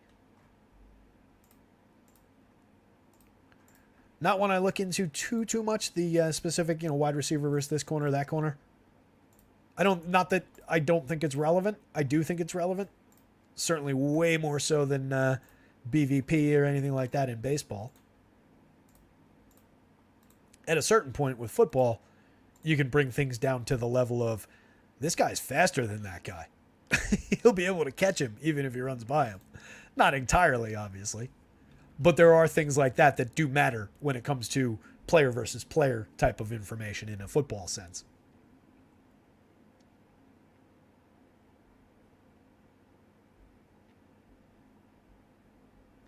Vic asks, should we play a lineup with Winston in case of injury? Just one. I tend not to do that. Maybe if it's a shorter slate. Showdown, for sure. You could throw, 1 to 5 in with Jameis in there. Oh, speaking of Showdown, if I can manage to remember overnight tonight, I'll throw up projections for the morning game, for the London game. Very limited prize pool on the FanDuel slate. I assume DK did a little bit better. If the prize pools are really small on both, I might not get to it. But I'm sure people will be looking for that. So I'll probably end up throwing that up overnight. Jameis, let's look back a couple years ago. To be fair to Jameis here. Oops, that's the wrong tab. Well, last week, after coming into the game, he completed 10 of 16 for 101 yards and no scores. Got sacked once. Managed to not throw an interception, though, which is always key. Man, did I say 2 years ago? It's 2019. It's 4 years ago at this point. Jesus. That whole 2020, 2021, 2022, like the beginning part, just such a wash time-wise. I don't know when anything happened. I don't have any sense of it. It's like we jumped from 2019 to now. Just weird, man. But going back to 19, he played 16 games, threw the ball 626 times, 5,100 yards, 33 touchdowns, 30 interceptions, famously. Everybody knows that. 47 sacks that year as well. Shaky at best, but a capable thrower of the football on the right day and has premium weapons to work with. If Jameis is out there, I'll have some Jameis. If Carr's out there, I'll have some Carr. I'm going to be stacking some New Orleans. Baker a lot less so. I think the New Orleans defense just a little bit too good, a little bit too interesting. I'm just ignoring these fantasy. I got to check what the deal is with these because I don't buy that the New Orleans defense is allowed is the 21st ranked against the quarterback position. Not when they've allowed only two touchdowns, 4.7 yards per pass attempt. I got to check what is going on there. I'm sure Fantasy Pros has it right. I probably just transcribed something wrong in the quarterback one. It's only been the quarterback ones that have looked weird. But overall, we know New Orleans' pass defense is good. Baker's throwing the ball 31 times a game, completing 67% of them. He's thrown 4 touchdowns, 6.8 yards per pass attempt, and 8.3 intended air yards per attempt. A lot of downfield action. He's thrown the ball 14 times in the red zone already. Very good receivers to work with. It's a little bit of lingering distrust of Baker, and it's a lot of healthy respect for that New Orleans pass defense. New Orleans against the run, 26th ranked against the run for fantasy points. Not allowing much in terms of touchdowns, but 4.5 yards per carry, 99.67 yards a game, 103 yards a game on the ground. On the other side, for Tampa Bay, 4.2 yards per attempt. Not a ton in terms of scoring on the ground allowed by either defense so far, but a little bit. We've got obviously a big monster coming back here. Alvin Kamara, no stats to speak of so far this year, so I got to look him up over here.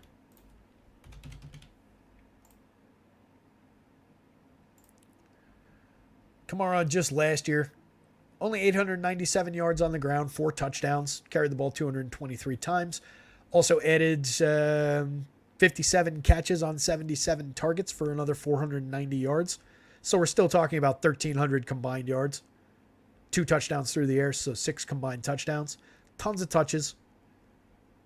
Tons of potential, both in the passing game, with regardless of which quarterback's out there, and on the ground. It's Alvin Kamara. I don't think we overthink this one. I think we can definitely use some shares of Kamara here. And again, I don't think he's really going to be limited in any way. It's not like he was hurt. 18th rank, probably could be higher for fantasy points on DK. Same on FanDuel. 17th rank because he only cost 6,500 on the FanDuel slate. My placeholder lineup currently has Alvin Kamara in the flex position. It's not a New Orleans stack. I couldn't be happier about that flex play. Kendrick Miller, Tony Jones, I think just become super limited because of Kamara. So I'm really not looking their direction. Rachaad White, seeing 91% of the snaps last week, 80% on average. 16 carries a game. Last time out, 14 carries. Another 3 touches, 3 of 3 through the air. 1 touchdown on the season. Scored on the ground, 17 carries in week 2, 17 carries in week 1. Week 2 was his best week, 73 yards, 4.3 yards per rush attempt scored. But that said, he's going to be the guy getting the volume here. So no issues with going to him. He's not that expensive. 14th ranked by projections, 9th ranked by value, 15th ranked on in both categories on the FanDuel slate. Not off the board. If you're going to attack the New Orleans defense, I kind of like him better than going to stacks or going to their quarterback. But overall, from the Tampa Bay defense, the Tampa Bay offense, I just like grabbing shares of these receivers as run back plays. Give me my New Orleans stacks. Give me my Alvin Kamara. Give me my shares of Olave and Michael Thomas on their own in matchups against Evans or Godwin on their own, just in or out of stacks. I think those are dynamic combinations of receivers to get to. Olave, Godwin on their own in a stack of a Dallas stack. Dak Prescott, CeeDee Lamb, Tony Pollard, Mike Evans versus Michael Thomas. Hell, even Rashid Shaheed. Not bad options. Shaheed scored in special teams last time out. Still saw 4 targets. Still sees a monster 19.5 yard ADOT. 12.6 yards per target so far. Delivering the home runs. 45 yard long. Olave's also got a 45 yard long. He's got an 11.6 yard ADOT, drawing 31.7% of the target share, 11 targets a game. But Michael Thomas, 9 targets a game, 25.7% of the volume. Thomas has been targeted 5 times in the red zone versus only 3 for Olave. He's the preferred option once they get close. A strong wide receiver 2 at worst. Wide receiver 1 still on a lot of teams. Only costs 52 on DK, 59 on FanDuel. I like every bit of this New Orleans passing attack. Juwan Johnson, 16th ranked tight end on the DK board, 15th ranked on FanDuel. A little bit better points per dollar. 4 targets a game. 1 look in the red zone so far. Delivering 5.8 5.08 yards per target, 5.8 yard A-dot. Just a tight end who's involved, who can score the ball. Taysom Hill, seen a little bit of reduced snaps, but still another guy out there, a gadget play type of a player. Right now? Vic, you can't hear me right now? Microphone's on. Somebody confirm if you guys can hear me. Might have turned it off, then turned it on again. Just give me a little high sign if you can hear me. We're good? All right. Appreciate that. Beantown says he can hear. Rick Jones says he can hear. What's up, guys? Appreciate that. Thank you very much. So just to keep rolling with it, Taysom Hill, I mean, you're talking about like a gadget player, might get out there and throw the ball, complete a touchdown pass. Who knows? You get those weird ones, but overall, not a real go-to option for me. I kind of prefer Juwan Johnson, 3,300 on DK, 4,700 on the FanDuel slate. My preferred tight end in that offense. And then on this side, it's really the Evans and Godwin show. These two receivers as run back options. Definitely interesting. 21st ranked against the pass, against the wide receiver position for the defense. That doesn't sound right either. I gotta look at these fantasy points versus position rankings. There's no way that's right. They're also not 26 against the tight end.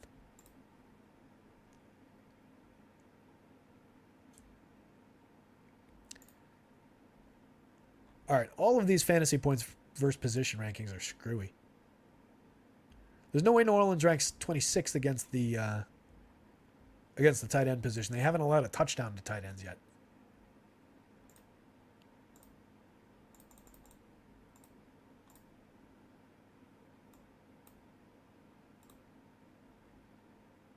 Have they just like allowed a shitload of yardage to tight ends? The lookup's correct.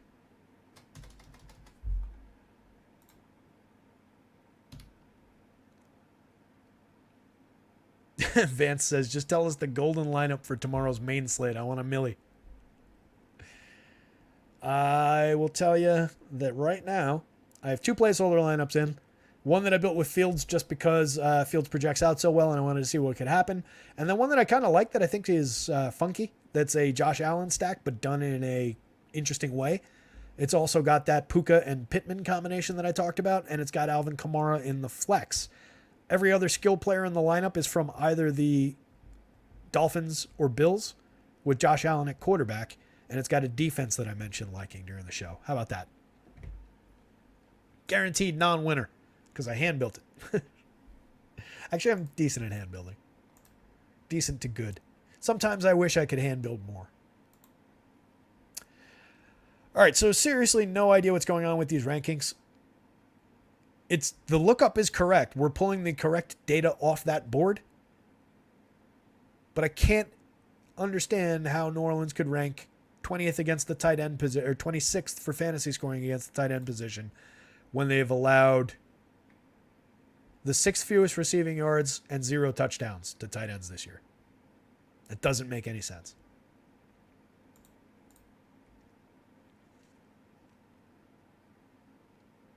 Thank you, Mamba. Mamba says Saints are ranked 3rd against tight ends, average of 3.8 points. That makes sense.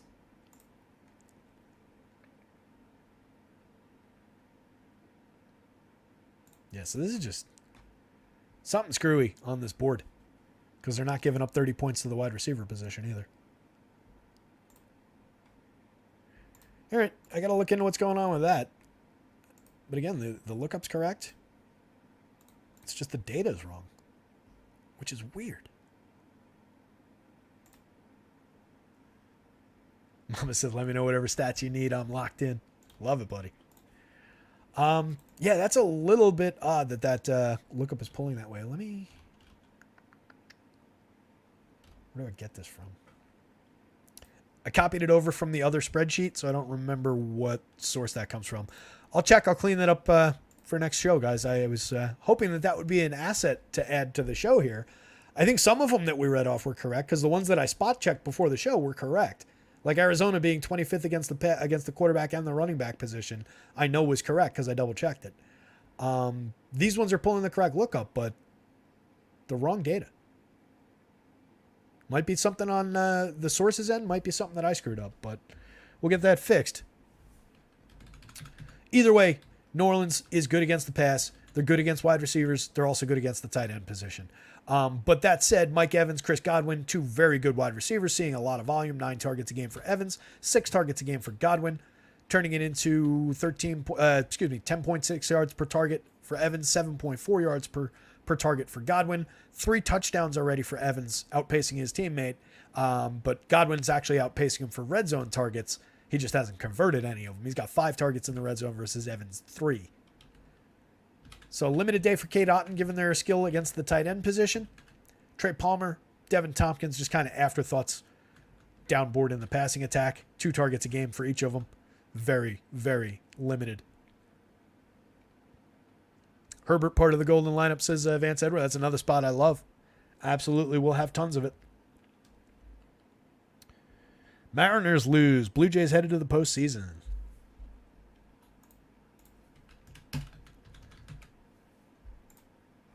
So mostly run back options from the top 2 wideouts from Tampa Bay. A lot of interest in the New Orleans stack, regardless of which quarterback plays. But that's I think the main way I'm going to attack this game is angle in with New Orleans and then take a couple run back shots. But I don't think it's a mandatory run back necessarily. Because you could have a day where you get a good passing game out of either quarterback with one of the 2 receivers and then a good Alvin Kamara day, regardless of what Tampa Bay does. It's not necessarily a situation where Tampa's got to keep neck and neck pace to pay off the stack. Last game up, 3.5 hours into the show, which is good because it's time to punch out, get some lineups done, so on and so forth. A lot of work to do overnight. Got to get the columns updated. Got to write up the above-below column. Redo the groups column. All that fun stuff that keeps us up till all hours. Has us sleeping during the afternoons. It says, you watching the Toy Story broadcast in the morning. If so, how do you watch it? Disney Plus only, right? I believe it is Disney Plus only, yeah. I might throw that on if I remember. If I wake up, if I'm conscious and I remember, I might put that on. Just to see how it works, just to see how well they do it. It'll be fun. What I think they should have done is just lock it in as that's the broadcast. Just be like, hey, screw you, NFL fans. Like, we're playing this one up for the kids. You've got to watch it this way. And they should make the announcers actually call it that way. Woody fires one down the field to Mr. Potato Head. Mr. Potato Head with the catch into the end zone over the top of the Slinky Dog. What a play. That's the way I want to see that game. This game, Washington and Philly. We talked about this one a little bit yesterday. I think a little bit of potential here for some passing action. 6.5 yards allowed per pass attempt allowed by Washington. 6.4 yards allowed per pass attempt by Philly. This is one where I think Washington's going to have to keep pace. Sam Howell's really the key here. Howell's going to have to play a little bit over his head against what is a good Philly defense. They've just been allowing a little bit through the air so far this year. But he's got very good options to work with in McLaurin, Dotson, Curtis Samuel, Logan Thomas. I like all those options. Antonio Gibson is part of the passing game, an effective option out of the backfield. Probably really limiting effect from the Philly defense on Brian Robinson's overall ceiling. 3 yards a game, 3 yards per rush attempt, 4th ranked for the Philly defense.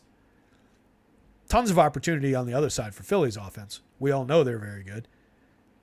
27th ranked, 4.8 yards per rush attempt. 20th ranked, 6.5 yards per attempt through the air. Premium options, 1-1A with AJ and Devonta. DeAndre Swift kind of has gone in and basically claimed this role as the featured back now. And I think we're a little bit more confident in that now that we've seen every basic iteration of this running multi-header running attack. A very good tight end in Dallas Goedert. A sneaky guy like OZ. Mamba, kudos to Mamba. Picked off that OZ touchdown the last time Philly played. We going back there, Mamba? Britton Covey, if you want to throw a punt returner into the game. Quez unlikely to play this week, so we'll probably see the continued uptick for OZ.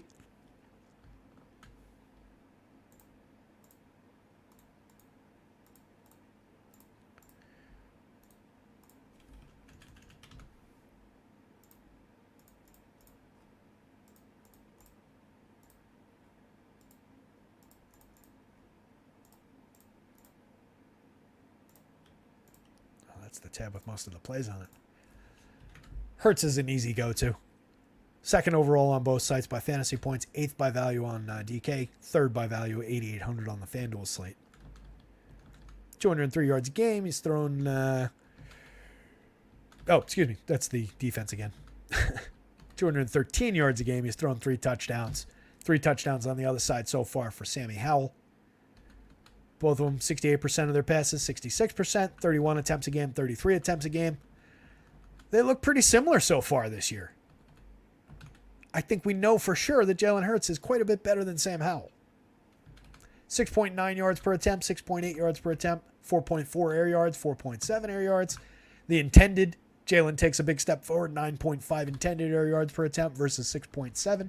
Obviously, capable downfield weapons and capable of delivering the ball to them, taking more shots. He's obviously he's also the more involved rusher. Sam Howell expected to run the ball a little bit. He's run 1 in, but Jalen's run 3 in already. 100 yards on the ground, 10.3 attempts per game, 3.2 yards per rush attempt. Howell, only 1.7 attempts per game, given his 8.4 yards per. 1 touchdown on the ground for him. Howell's really going to have a lot of work cut out for him. Mamba, I think, just pointed it out. Mamba's number is 47% pressure. This number is 30.3.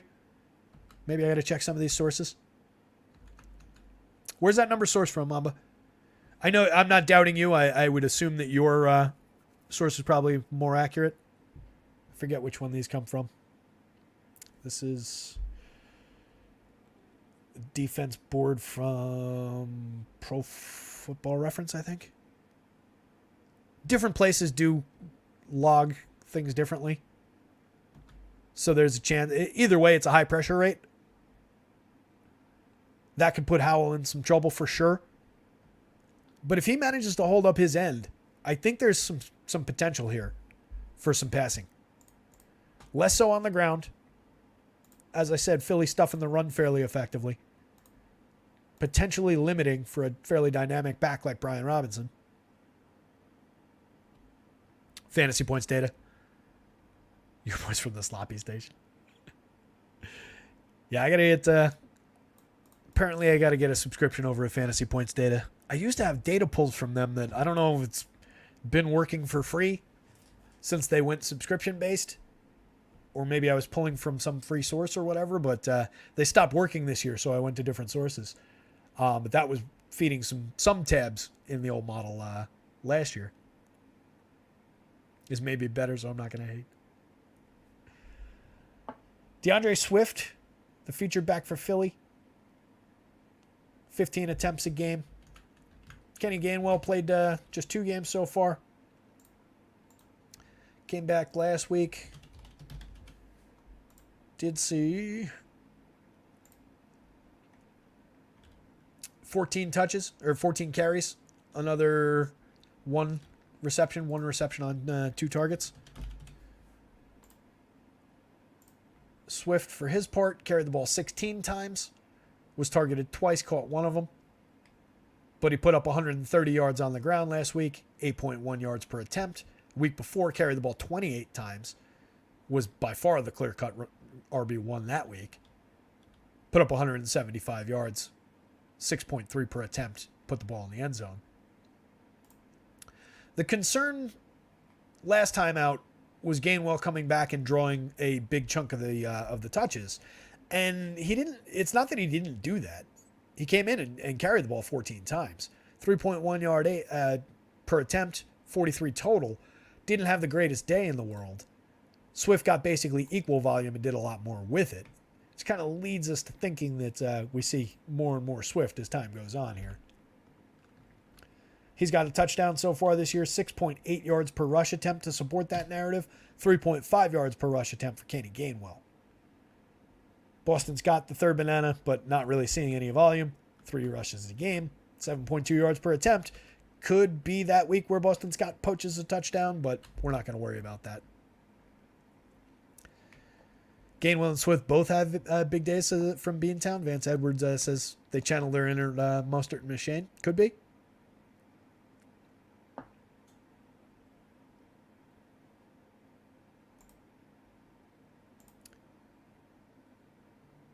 Vince, who's Carter in which context?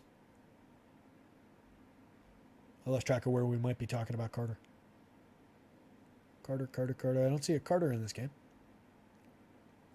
Did I say the name Carter? There's a chance, the way my brain skips around, that I said Carter.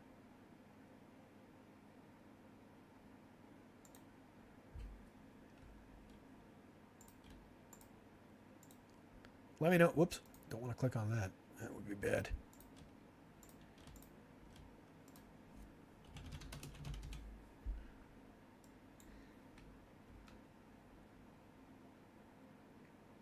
Oh, Mamba. He was responding to something that Mamba said. Got it. Mamba doing yeoman's work in the chat today. Appreciate it, pal. A lot of good info coming from Mamba.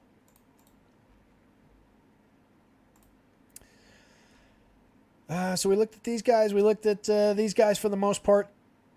Some lingering concern about, like, if Gainwell comes out, has a good first few touches, do they feed him a little bit more there? But just given that Swift has been so good the last 2 weeks with the ball in his hands, I feel like he's kind of won that job more. And then Gibson is involved in the passing attack. 3 targets a game versus 1.6 for Robinson.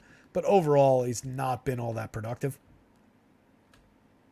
Did see 61% of the snaps last week versus 37 for Robinson. What was his target total last week?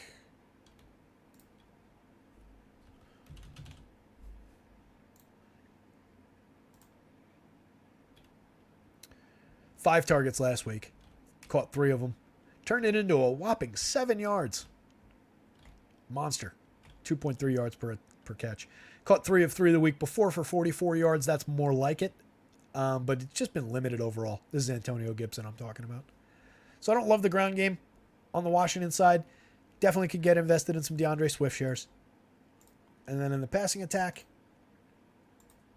this is where I think at worst we've got capable run back options from the Washington side with basically all 4 of those guys. They draw decent projections. Logan Thomas, 11th on the board on DK, 7th on FanDuel, 2nd on the DK value board, though, 6th on the FanDuel value board. Only 3,100. He missed last week. Seen 2 targets in the red zone so far. Overall, 6 targets a game. One of the more involved tight ends. 12% target share. Turning it into 5.9 yards per target. Curtis Samuel, 10.5 yards per target on 13% volume, seeing 4 targets a game and 8.7 yard ADOT. 7.4 yard ADOT for John Dotson, a 9.2 yard ADOT for McLaurin, 5 targets a game apiece, 17.4% of the volume. Basically, 1-1A in when it comes to that offense, but not nearly the caliber 1-1A that these guys are. Probably more in terms of who their quarterback is, not necessarily on talent. I do think that AJ and Devontae are the 2 more talented wide receivers, but these guys are downgraded more by their quarterback than anything else. The red zone targets look like 4 targets in the red zone for Cole Turner. How many of those came in last week's action?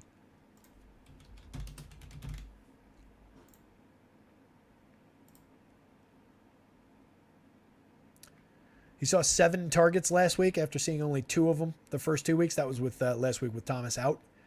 7 targets turned it into 35 yards. I suspect that the bulk of those red zone targets came in that game. I don't have the weekly red zone targets handy. I would expect that any of these Cole Turner targets are just going Logan Thomas's direction. Not uninteresting, though. I mean, Curtis Samuel, 13th by value because he only cost 3,500. Probably touchdown dependent. 5,600. I like him a lot less on FanDuel. But a handful of catches for a guy who does see a little bit of volume, a little bit of work. But really, this is the passing attack that I want to get invested in. AJ is a star. Devonta Smith right there with him. 8th and 11th by raw fantasy points on DK. 7th and 11th on the FanDuel slate. Seeing all the snaps. Seeing all the volume. 10 targets a game for AJ. 7 targets a game for Smith. 11.6 yard ADOT and a 14.1 yard ADOT. Both guys capable downfield receivers. 4 targets in the red zone for AJ, only 1 in the red zone so far for Smith, only 1 in the red zone for Dallas Goedert. But Goddard's another guy, high-end tight end that we know we can rely on. 5 targets a game, 17% of the volume. And then volume kind of goes away around a lot of these other guys. Quez, do we have Quez confirmed out or is he just questionable? Limited in practice, hamstring, questionable, yada, yada, yada. Probably going to sit. Probably leads us to Zacchaeus in limited shares. Zacchaeus got involved last week. He scored the big touchdown, obviously. 3 targets, 2 receptions, 58 yards. You get that same kind of performance. He's on the board. He'll probably be slightly more popular this week, but I don't think he's going to be a go-to option around the industry. Projects 66 by value. He costs 3,300, 64th and 67th on the FanDuel slate. Assuming Quez sits, he's not uninteresting for a little value play. Mamba's firing up the Wizard of Oz again. I like it.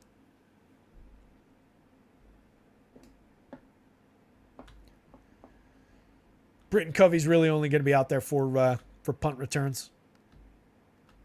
Don't really see any need, regardless of what happens with Quez. How many targets did Covey get last week with Quez out? Any? Continued to get no targets. So we're just looking at a special teamer to maybe tie with the defense. So yes and yes, with limited yeses and limited yeses. Big yeses for these 3 guys. Handful of yeses on Olamide Zacchaeus. But I'm definitely going to have some Philly stacks.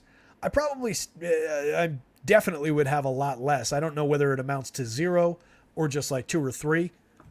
But obviously a lot less interested in getting invested in the Commanders stack. But I do like the skill players, McLaurin and Dotson, and then Samuel and Thomas a little bit. At worst, I think they're capable of sustaining some offense, being a viable run back fantasy play against Philly stacks. So not bad overall, gang. That was it, up and down. Only took 3 hours and 40 minutes. You could have watched all of The Godfather and be at least a little ways into Godfather 2 by now. Would that have been a better use of your time? Probably. Depends on how we do with these picks, I guess. Somebody out there go win something tomorrow. Somebody go win $1 million. Come on. Been waiting long enough. Go win $1 million already. What's wrong with you guys? Giving all this stuff away for free and nobody's gone out and taken down $1 million yet 3 weeks into the season. For shame. I'm going to take care of FanDuel. I'll handle that. I'll take $300K out of FanDuel. You guys go win on DraftKings. Somebody go win $1 million. Vince says we're trying.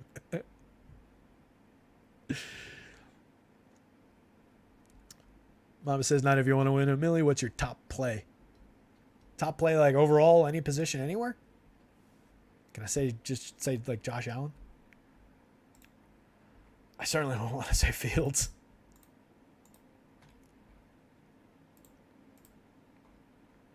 I'd love to just be able to say Josh Allen. But, I mean, there is this. That is... outside of top play, let me answer it this way. The guy who will be the biggest difference maker, win or lose, for me this week is probably this guy right here. Probably Justin Fields. Am I happy about that? No. Not at all. But he's probably going to be the biggest plus or minus guy out of everybody on the entire slate this week.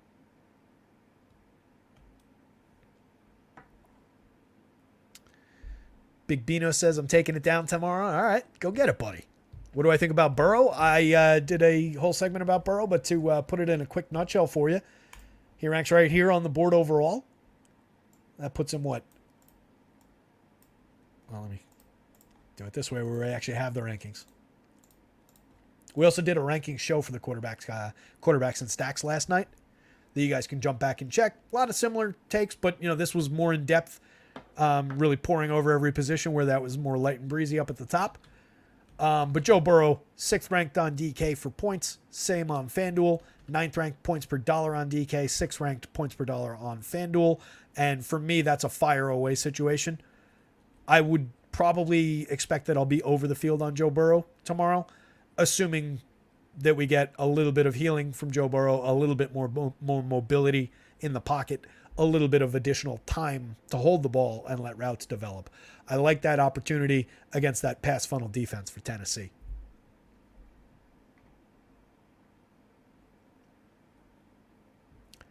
Bino says, I'm on third now. Shake my head, trying to quit. Not sure what you mean by third. If you're trying to quit, I wish you luck. If you're just quitting, I don't want to encourage quitting. But if you're trying to quit for good reasons, whatever it is, vice, bad habits, so on and so forth, then I wish you luck. With that in mind, gang, let's look one last time at the stacks board. This hasn't been updated for the Vegas news, so probably ignore that one. Some other little updates drop in around the edges. But overall, kind of obvious here. 1-2 in terms of fantasy scoring. 1-6 on DK in terms of value. 8-18. Or excuse me, I got to reverse these. I can't have DK then FanDuel on one tab and then FanDuel then DK on the other tab. I'll reverse that next time. 1-8 on DK. 1-1 on FanDuel for Buffalo. 2-6 on FanDuel, 2-18 on DK. So Buffalo, a little bit more expensive, a little bit more difficult points per dollar, but two of the leading stacks playing against each other. Going to be very, very popular in the most highly total game, but tons and tons of reasons to go to it. San Francisco, with all their skill players, that floats them up to the top. I'm not in love with the Brock Purdy of the situation, but I really like the skill players. It'll take a little bit of a haircut if Debo doesn't go, but still some great options in that passing attack in that offense in general. Vikings, love the options. Like the quarterback quite a bit. Like the value a lot. Chargers, love the situation. Even with Mike Williams going out, it just creates an opportunity for Quentin Johnston to step in. Johnston. There was a T in there. I just didn't hit it.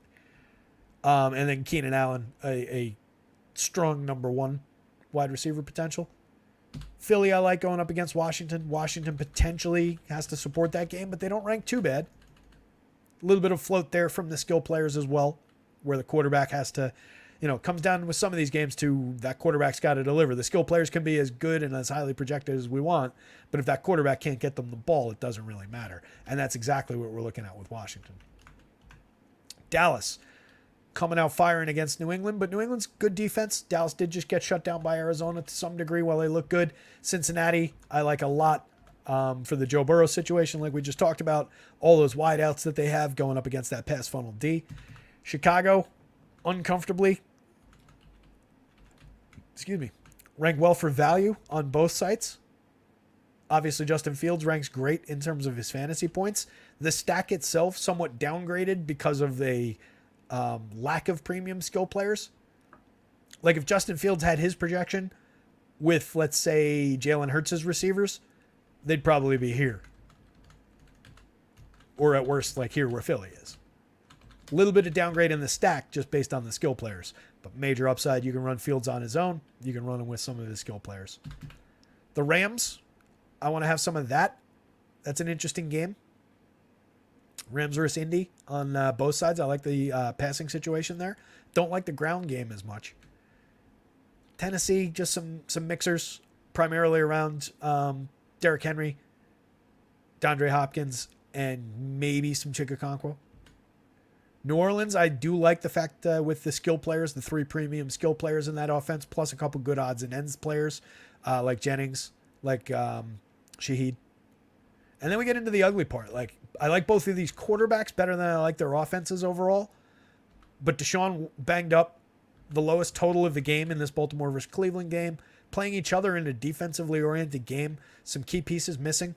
I don't really love this game for either side. Denver, I think, has the opportunity to support the offense and keep it in terms of a shootout kind of a situation to support that Justin Fields play. And they're kind of good on their own. I like the receiving core. I like Russ Wilson, assuming that he's fully back. Looks like he's been most of the way back. New England, I don't love. Pittsburgh, I don't love. Houston, I think, is more playable than this projection maybe looks like. 16th by value on DK is not uninteresting. Carolina 12th by value on DK. Pittsburgh 2nd by value on DK. Points per dollar means more on DK than it does on FanDuel. So more playable options there, particularly out of that Pittsburgh-Houston game. But yeah, I love this game, obviously. Really like the Vikings. Really like the Chargers.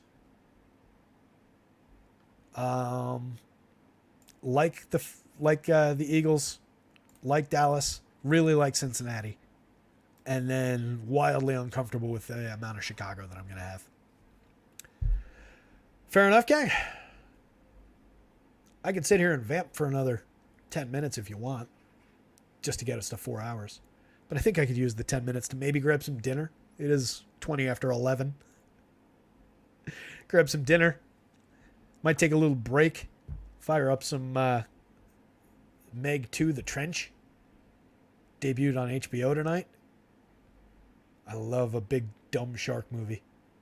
If you could throw Jason Statham into that, big, dumb shark movie versus Jason Statham, now we're talking. I enjoyed the first Meg. Suffered from not being R-rated.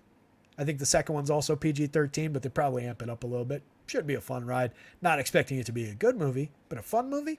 I think we can get there. Vic says service is over. Meg 2. I was watching John Wick 4 again while I was punching up the stuff before the show here. It's just so good. So good. The fact that number 4 was as good as it was, pretty surprising given the way that sequels and so on work. But yeah, really enjoy the entire John Wick franchise. But if you haven't seen 4 yet, check it out. I won't spoil it because it is new to, cable and streaming and stuff. But yeah, probably some Meg 2 action and then back on it. Build some lineups out. Get all the content updated for the site. Projections will be updated. Rankings will be updated for the morning. The entire groups and rankings article for stacks will be redone with updated groups, updated notes, updated information, any boosts that you might need to make sure that you're getting the right number of shares for player X, player Y. Above below article will be written up. I think that's everything. Baseball projections for the last day will be up at some point tomorrow morning. Typically around like 10. I'm bleary-eyed from doing football overnight. And I say, let me take a quick break and open up a different Excel sheet and fire up the baseball projections and make sure that we get all the home run picks and everything for the last day of the baseball slate. With that in mind, you guys absolutely rock. Hit the like button. Hit the subscribe. This was a fun one. A little bit of a marathon. Went slower than I intended, but thought we covered a lot of good ground there. Appreciate Mamba in the chat, firing up a bunch of good info for us. Vic David with all his good comments, and everybody who chimed in the chat. You guys are all awesome. And as I said at the top of the show, these things don't happen without you showing up to hang out with me. So really appreciate all you guys with that. Good luck out there tomorrow. Somebody go win something. I'll see you tomorrow or Monday or whenever. I'll see you around. Oh yeah, I gotta figure out the schedule. We'll definitely be back Monday. We'll be back on Monday at the absolute outside for a showdown slate. No baseball tomorrow, probably. No football main slate show. Maybe we'll jump on for a single game show tomorrow night. I think I've threatened to do that each of the last 3 Sundays and then not done it. We'll figure it out. Expect more volume of football shows next week, though, since we'll have no baseball really to talk about. Anyway, with that said, let me do the tagline to get out of here one last time. Good luck out there. Somebody go win something. I'll see you.